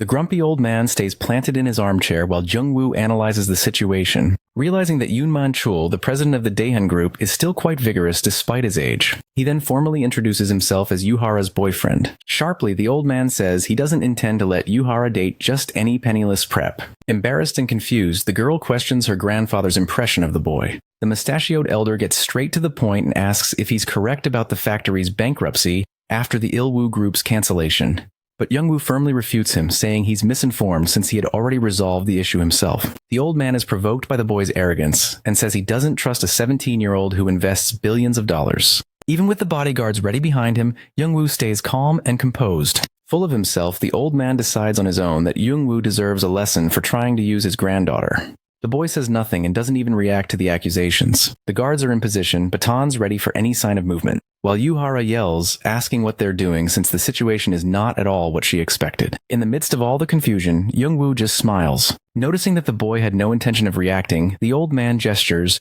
and his guards instantly disappear. They stare at each other in silence for a few moments. Finally, Young-woo speaks again to clear up the misunderstanding, asking if the old man thought he had asked his granddaughter for money. Upon confirming the suspicion, Jung-woo explains that he's not poor to the point of needing to ask for money, and Yuhara confirms her grandfather's mistake. The old man then demands concrete proof that the investment really came from the boy. Instead of simply agreeing to the test, Jung-woo asks what he would gain from it. Being a man of business, the mustachioed elder promises to give his blessing. But if the boy fails to convince him, Jung-woo agrees never to go near the blonde again, who now seems even more confused. Ready for evidence analysis, the old man says they should begin, and Young-woo says his item is quite valuable as he displays a proud smile. He places a small wooden box on the table in front of him, politely asking the old man to open it, while the latter simply scoffs at the object. He gently picks up the box to see up close what was kept inside. And as soon as he opens it, everything around is engulfed in a vibrant red light, revealing a stone. The mustachioed elder is in disbelief at what his eyes behold. A beautiful rank 7 rift core rests inside the modest little box. He begins to sweat upon facing such a powerful artifact for the first time, and all he can do is ask who the hell this young man is. Young-woo refuses to give any further details, and the old man appeals to the relationship at stake, but the boy reminds him of his promise. Baffled and convinced they'll have to improve the Daehan group's intelligence staff, the elder lowers his head but does not yet give his blessing. At that moment, Hera gets irritated with her grandfather again. And the old man explains that there was already another proposal from another family, but the girl objects, making it clear she won't end up with Hyunwoo. Once more agitated, the grumpy mustachioed elder now claims he doesn't believe it was really Young-woo who obtained the rift core and orders his guards to go after the boy. The two guards reappear quickly, ready to strike, and our protagonist is always prepared. He hits one so fast the guard doesn't even see the blow coming. The other, however, wasn't harmed, but also couldn't land a hit as the boy had dodged at lightning speed. Young-woo smiles, ready to demonstrate his skill. Grabbing the guard's arm, he prepares his strike, and smashes the guard's face directly against the nearest table with ease. Yoon Man-chul remains in place, observing coldly, when the boy sarcastically asks if he should keep going. The mustachioed elder admits his guards are top-tier elites, and were taken down before they could even touch the boy. But Young-woo simply asks if the test is over while brushing the guard aside. Looking around, Yoon Man-chul admits to himself that he was wrong and made a fool of himself before a teenager. He says he has one last question and asks Youngwoo if he knew the old man would be there. Yuhara looks at Youngwoo and questions him as well, since even she didn't know. But Youngwoo says that if he didn't know, it wouldn't have made sense to bring the rift core. The old man recognizes the boy's audacity, and Youngwoo takes it as a compliment. He then turns to his granddaughter, asking if she really knows where she's getting into. The blonde grabs the boy's arm and makes it very clear that she already knew all of this, and more. Realizing there's not much he can do, Yuhara's grandfather simply laments that the girl has already fallen in love anyway, but Yuhara seems more determined than ever and says they'll live together forever. The elder recognizes that determination. In the end, he just gives in and grants his blessing to the two with a certain distrust. Night advances over the city. A car speeds down the road. Behind the wheel is Kang Hyun-woo, wearing his usual blank expression. As he drives, the air reflects on how he could have been rejected by the very president of the Daehan group. His mind is invaded by a recent memory of his furious father, saying he's disappointed in a son who's become a laughingstock for not even managing to win over a girl. The boy trembles with rage as he grips the steering wheel, and he's determined to bring down his rival once and for all. In a high-end house in the city, something terrible is unfolding. Screams can be heard from outside the residence as efforts are made to protect the most important family members. In the mansion's hallways, several guards lie on the ground, falling like flies. A call can be heard near the second floor, where a wounded man answers a video call on his assailant's phone. While someone in the video tells the man to reflect, he only says he will as he begs for help. But the voice on the screen gives the order to finish the job, and so the killer does. With his round glasses giving him the appearance of an intellectual, the assassin has barely finished when his phone rings again. He pulls it from his pocket to answer, surprised by the caller. He answers immediately, maintaining his composure, and accepts a new assignment with a satisfied smile on his face. Night advances peacefully. Youngwoo announces his arrival home, taking off his shoes with a weary air. Despite the late hour, Youngwoo finds the living room empty. Still standing in the doorway, he wonders where everyone is. The answer comes in the form of an attack, and at great speed. Youngwoo easily dodges the strikes, wearing his best bored expression. Being attacked from all sides, the boy simply evades without the need for large movements. And when everything calms down, he sighs and asks if he hasn't already taught them how to reduce footstep noise. His younger sister is once again watching an attack right in front of him, frustrated, saying she's doing her best. While she complains about her brother's exaggerated hearing, this time he defends the kick. Outraged, the girl says she's practically floating and he's still hearing her steps. She asks if he wants her to hate him, since he never lets her win. As a good motivator, the boy simply orders her to try harder if she ever wants to beat him. Frustrated, Seo-yoon compares her brother to her friend's siblings, who don't teach them how to fight but just buy them gifts. Youngwoo laughs and asks where they're from, since in their world, siblings like that don't exist. The girl crosses her arms and pouts, accepting defeat. Suddenly, their mother's voice rings out asking what they're doing just standing there as she and their father walk in with groceries. Startled, both kids answer in unison with a guilty nothing, nearly caught fighting inside the house. The mother then tells them to wash their hands and get ready as she'll be serving dinner soon. Tired, Youngwoo decides to take a shower, but his father grabs his shoulder, asking him to wait. Whispering, the man tells his son he sold a big batch of the product to the Daehan group. Proudly, the older man says he had to share the news since his son is also his investor, but the boy wasn't expecting that. Furiously whispering, Youngwoo reminds him that the investment is a secret and asks him to be more discreet at home. As if enjoying himself, Yoonchul leans closer to whisper that everything is fine thanks to him, while Youngwoo just begs him to stop talking. Their mother, now in the kitchen, turns her attention to them, asking if they're going to eat. Both confirm. A bit later, the boy tells his parents he's going out to meet Hera. It's already quite late, so his mother questions the timing, but Youngwoo explains that's exactly why he's going, to take her home safely. The boy's parents glance at the door with concern. The father asks if it is really okay to let him go out, but the mother reassures him, reminding him that the girl's family gave their approval. Proud, she gets excited, saying that soon her son might be part of the Daehan group. Youngwoo walks through the quiet streets on his way to Hara's film set. Strolling calmly, the boy notices something feels off. Not far behind, the mysterious man with round glasses follows him without the slightest concern. Park Woo-sik, a member of the Assassin's Guild, analyzes his target, thinking how easy he looks. Then quickly correcting himself, he knows there's no such thing as easy or hard, just a request to fulfill.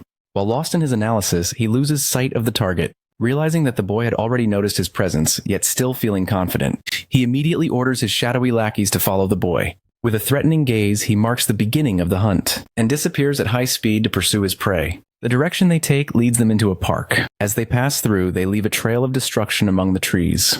No matter where Youngwoo goes, they keep following, until he stops in a kind of clearing formed by the trees they themselves destroyed. There, our protagonist once again finds himself surrounded by enemies. But without any alarm, he merely complains about their persistence and asks who they are. The assassin introduces himself as a good man doing a good deed, keeping naughty boys in check. Adjusting his glasses, he concludes by saying he needs to deal with a university kid who's been acting up, but promises it'll be quick. His henchmen get ready to attack as he keeps talking, saying the boy won't feel much pain. Young-woo remains in place, silently observing the men surrounding him, until the assassin remembers. He needs to show the boy something, so he tosses his phone in his direction. On the screen is Hyunwoo in a video call. The young heir strikes an arrogant pose in the shadows as he says he didn't want to go this far, but he's had too much interference. He bids farewell with a proud smile, wishing Young-woo a pleasant afterlife. As the call ends, the assassin ironically asks if they can now get to the point since the reasons are clear. As Young-woo agrees, his face darkens, an ominous expression overtaking him. His dark expression quickly gives way to a psychotic smile as he quotes his own rival about choosing opponents wisely. Not understanding the danger they were in, the henchmen charge forward.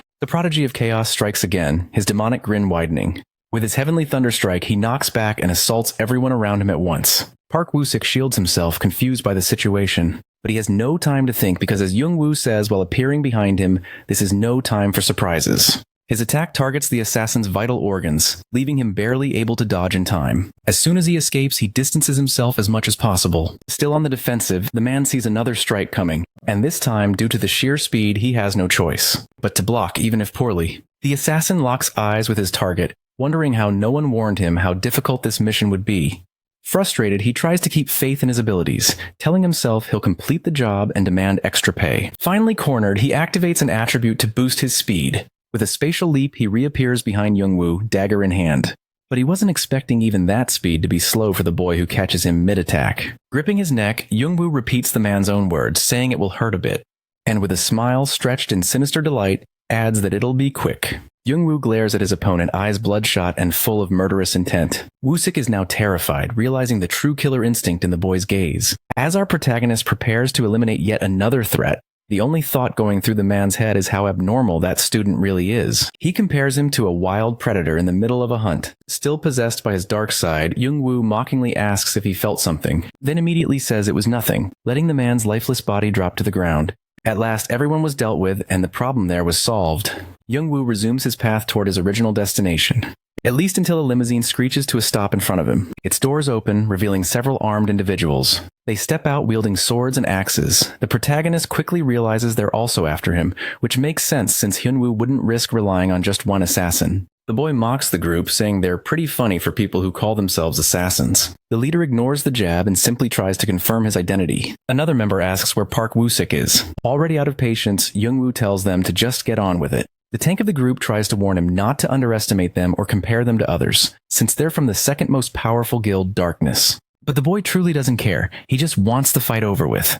His indifference collectively offends the entire group, and they all charge. Meanwhile, at the film set where Yuhara works, Kang Hyun-woo waits with a bouquet in hand. Waiting patiently, the young heir assumes Young-woo is no longer a threat. Knowing better than to rely on a single assassin, he's confident sending the Darkness Guild was the right call, and filming continues. The director speaks with the crew while Hyun-woo remains hidden nearby, calculating his expenses and what he'll gain with Hera.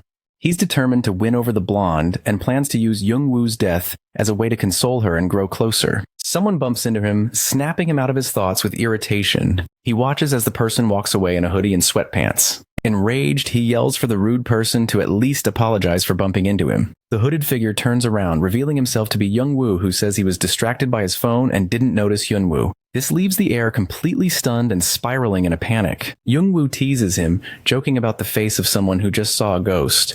Shocked, Hyun-woo tries to understand how he could possibly be standing there if he really eliminated the Assassin Guild's team. Yuhara finally finishes filming and quickly spots her boyfriend. She approaches, happy that he came, and Young-woo notes she's being released earlier than expected. It takes her a moment to notice Hyun-woo, and she immediately wonders what he's doing there. Once again, Young-woo fires off some sarcasm, saying the boy must be a huge fan since he even brought such a lovely bouquet. That pushes the young heir over the edge. He simply turns and storms off, trembling with rage. With a look of someone who has no idea how to take revenge. He throws the flowers to the ground with the full force of his hatred. Near his car, he screams into the void, demanding answers from the universe as to what could have happened to the assassins. And coincidentally, his phone rings. He quickly looks at the screen and notices a restricted number, already knowing what it's about. He answers still furious, saying he was just about to call to ask what happened, but the voice on the other end also asks what went wrong. Nervously, the heir tries to demand answers, asking if it was all some kind of joke. After all, his target was still alive. And to his complete despair, he reveals that not only is Young-woo still alive, but both Park Woo-sik and the Darkness Guild were annihilated, and he just wants to know what the hell is going on. Over the phone, the person responds by asking what kind of insinuation that is, suggesting that a single person could have defeated all those assassins. The boy now realizes the shift in tone and tries to backtrack, but it's too late. He's just become the main suspect for Choi Kim-won, the master of the Darkness Guild. The young heir tries to defend himself, saying that it doesn't even make sense. But Kim-won questions whether he's forming an alliance with Pang Dushin to take over the guilds. Realizing how dangerous that sounds, the boy is in shock. He keeps insisting it's all a misunderstanding, now completely desperate. But the guild leader says it's no misunderstanding. Everyone in the Ilwoo group already knows about that secret. Trembling and drenched in cold sweat, Hyun-woo tries once more to distance himself from the accusation. But the leader simply states that his loyalty will be tested and to wait. The call ends, leaving the boy stunned, trying to figure out how the guild alliance found out. He knows that the Ilwoo group and his father have been working hard to build ties with the guilds, and this could ruin everything. Distressed, he imagines the worst-case scenario. Not far away, someone is watching. Young-woo, hidden behind a tree, observes his rival's despair. With his malicious smile, he knows this is only the beginning. But as the night moves on, he wonders if it's time to move on to the next phase. At the same time, in another place, a different fight unfolds. A close friend is suffering from severe blows in combat. Kang Chun, successor of the Diamond Gate, is in serious trouble. His opponent is Pang Dushin, who holds him by the shoulder, asking how his father would feel upon hearing of his death. The surge in rift openings brought with it the rise of the guilds. Though newer than the Grey clans and once numerous, there are now only 8 left. Rank 2 in power is the Darkness Guild, made up of over 200 Rank 6 members and thousands more beneath them. And thanks to that same guild, Hyun-woo now finds himself in total panic, throwing everything into chaos. Biting his nails, he thinks about how to escape the situation, but imagines they already know about his recent visit from Pang Dushin. He even considers asking his ally for help, but quickly gives up the idea, remembering the young man's temperament. An interruption adds to his irritation when a secretary appears at the door with a report. The boy yells enraged that he already has enough problems, and the woman apologizes. He soon composes himself again, and remembering his position, calmly asks her to deliver the news. Already expecting bad news, the secretary begins by informing him that the Daehan Group has signed a purchase contract for the super manufacturing product. Immediately, Kang Hyun-woo bursts into another fit of rage. The warning continues, stating that the product is doing well in the market, and if Ilwoo Group doesn't act, they'll fall behind. Before she can say anything else, the boy throws sheet after sheet at her. He orders her to leave immediately. His hatred toward his rival grows more intense by the second. The young heir of the Ilwoo Group is now determined to do everything in his power to expose and destroy his enemy. At the Diamond Gate clan, the day moves on as usual. Young-woo talks with Mr. Kim about Kang Chun's disappearance, and Kim says he hasn't been able to contact him since the night before. The man insists he hasn't given up and is doing everything he can, but Young-woo doesn't seem too worried about the situation. Without warning, the mood shifts as Lee Ho-baek bursts in, charging furiously at the boy. Used to the outbursts of the clan leader, the boy simply defends himself, causing the brute to stagger back several meters. Sensing his anger, the boy wonders what the problem is this time. He questions the leader in his usual irreverent and annoyed tone. Preparing a new attack, the brute shouts that he already knows about the boy's plan to marry Yuhara. Before the blow can land, Young-woo simply shouts back that he's not getting married, which makes Ho-baek immediately shift the direction of his punch. The old powerhouse smiles in relief until the boy adds that he's just not getting married yet. Angry, the chief questions the boy's loyalty to his daughter, though clearly Young-woo never had any intention of marrying that brat anyway. Ho-baek's expression turns harsh once again as he accuses his vice leader of being a traitor. Young-woo, calm as ever, walks past him, saying that the whole marriage talk was way too sudden. The leader's temper explodes and shouts, asking how it could be sudden when he had endured countless sleepless nights just to have his daughter married to Young-woo. Horrified by the brute's emotional outburst, the boy asks for more respect, reminding him he's still a minor. But Ho-baek retorts that he can't lie, he's completely against the marriage now. Running out of patience, our protagonist reminds the leader that he's not even his son. Ho-baek snaps back that he will be his son-in-law. Fed up, Young-woo decides to end the matter by bringing up Kang Chun's disappearance, something that could no longer be ignored. Instantly, Ho-baek's demeanor changes, concern replacing fury as he turns to Secretary Kim for more information. The assistant, slightly uncomfortable, says they haven't heard from the boy since the previous night, and that things seem strange. Surprisingly, Kang Chun's own father tells them to forget about it, insisting his son will turn up eventually. Now more confident, Lee Ho-baek says it doesn't matter what the situation is. His son will be fine. He then casually starts walking out while Kim looks on in disbelief. Ho-baek then stops, reconsiders for a moment, and decides it might be worth doing at least a little more searching. Mr. Kim nods, clearly displeased with his master's response. Meanwhile, Ho-baek can only wonder what stupid mess his son got himself into this time. Young-woo, still silent, watches the entire scene as if forming a plan. Leaving the Diamond Gate headquarters, Young-woo now walks the streets, worried about his friend. He gives the order for his Black Squadron to mobilize and search for Kang-chun, and they respond immediately. Standing on the sidewalk, he observes a building. Judging the place from the outside, he wonders if Hera's filming was actually happening there. The boy enters and heads toward what looks like an auditorium. But the place is completely empty, and he questions whether he's mixed up the location. At that moment, Yun-woo appears, stating that Jung-woo was indeed in the right place, seeing the stage of his downfall. Young-woo quickly notices the large doors being locked shut. The heir stares at him with a defiant look, suggesting they begin the performance. At the snap of Hyun-woo's fingers, multiple screens light up throughout the room. On them, Young-woo and Hyun-woo appear live, face to face, being filmed from various angles. They also appear on the screen of Kim Won, Master of the Darkness Guild, watching from his headquarters. The assassin leader seems quite entertained, amused by this VIP show that the heir decided to put on. Both boys stand still without saying a word. Finally, Young-woo breaks the silence, sarcastically praising the strategy of using Hera to lure him in. Cameras capture everything, broadcasting in real time. Hyun-woo then says that this should be taken as an apology. Our protagonist now looks confused, but Hyun-woo explains that he should have taken his rival more seriously and hadn't imagined he could defeat Woo-sik and the Darkness members. That earns a genuine proud smile from Young-woo. Arrogantly, Yoon-woo continues, saying he intends to make up for it by fighting him personally. Excited, Young-woo asks if the boy really has the nerve to cross his family again, promising he'll pay for what he's done. But Hyun-woo loses no confidence in his attribute and remains unfazed, ready to unleash his power. Before Jung-woo can reply with his usual indifference, a spear drops from above, grazing his face. Stunned, he touches the cut, surprised. Then, to complete the surprise, he sees his opponent controlling multiple weapons and objects at once. Hyun-woo explains that he possesses a rare attribute, metal manipulation. Proudly, he adds that he studies all known metals across the world. Surrounded by weapons, he brags further. He's not just a manipulator, he's the best. Back to his usual posture, Young-woo smirks sarcastically and asks if that's really something to brag about. He then vanishes right before being pierced by the flying blades. Unable to track his speed, Hyun-woo watches helplessly as the projectiles smash into the wall behind. Young-woo reappears behind him, whispering that it doesn't matter if he manipulates metal. If he doesn't have mastery, it's useless. A sheet of iron detaches from one of the walls, and Hyun-woo turns it into a shield just in time to block a direct punch. A mix of irritation and excitement takes over Young-woo, while his rival continues to display the arrogant smile of someone who knows he's being underestimated.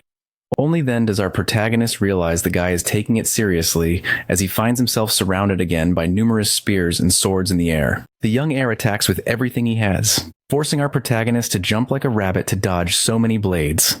He notices the rain of spears has ended and finally stops, facing his opponent through the field of spikes. Our protagonist is fed up but keeps grinning. Meanwhile, Hyun-woo realizes the guy wasn't taking it seriously after all, only dodging to avoid revealing his abilities. Suddenly, Jung-woo's phone ringing breaks the tension. Hyun-woo says he'll wait while the boy answers. The voice on the other end calling his name is Kang-chun's, who is completely battered but still manages to loudly ask his friend to save him. Chained up and held captive by Pang Du-shin's guards, the boy asks if his friend can hear him. But young Master Pang snatches the phone from him and speaks directly to Young-woo, letting him know he's enjoying watching the fight, but that the boy should try harder if he wants to save his friend. The young man says he also enjoys a fight, but needs to wait until Hyun-woo is defeated first. Young-woo then seems to finally understand the cameras when he confirms that others are watching, but his excitement only grows, and now he questions Du-shin about his choice to kidnap Kang-chun. Arrogant as ever, the young master says the only one in trouble there is Young-woo. He reveals he already found out everything about the Diamond Gate clan, having destroyed the Black Tigers and kidnapped his younger brother. Leaning on Kang-chun's shoulder with hostility to ask if he was wrong about that, the young master doesn't hesitate to break the boy's shoulder just so Young-woo can hear him scream through the phone, followed by a direct threat to everyone in the clan, especially Kang-chun. Satisfied, he also warns that the other clan leaders are aware too. While a fleet heads toward the Diamond Gate, each leader in their own car, all ready to demand answers, arriving at Young-woo's clan at that very moment. Pang Du-shin bids farewell, getting into his car and saying he'd like to see the end of the fight, but his priority is watching the extermination of the Diamond Gate. Leaving, the boy warns to be careful because Yun-woo is more powerful than he seems. Our protagonist doesn't even get a chance to respond before the call ends, but he doesn't care and is now motivated. Thinking he was finally in control, Hyunwoo again explains that Jungwoo will have to defeat him if he wants to help his clan. Little does he know our protagonist is now ready to unleash the monster and make him deeply regret it. In the building where the fight is taking place, others can be heard interfering. Two upperclassmen pressure a freshman to open the sealed door, but the boy is scared. One of the upperclassmen orders the boy to open the door so they can record Kang Hyunwoo's true face. But the freshman knows he wouldn't stand a chance and is too terrified to act. The older ones threaten the short kid with brute force and emphasize that only he could do something since his attribute allows him to unlock any door or lock. Afraid of getting beaten up right there, the boy decides to take a chance as long as they don't punish him. He opens the door briefly, sweating bullets. Jungwoo is actually the one attacking with the power of hatred and a precise kick. That throws his opponent against the wall, creating a crater. Hyunwoo now begins to reconsider after witnessing the boy's most basic strength without using any attribute. He is caught off guard by a flash from the short boy who took his picture in a miserable state. He tries to say something to defend himself, but the door was already closed again and the boy had already left with a photo and an apology. Hyunwoo, despite being in the middle of a battle, had a reputation to uphold and ends up losing focus, being caught off guard by his rival who lands another blow.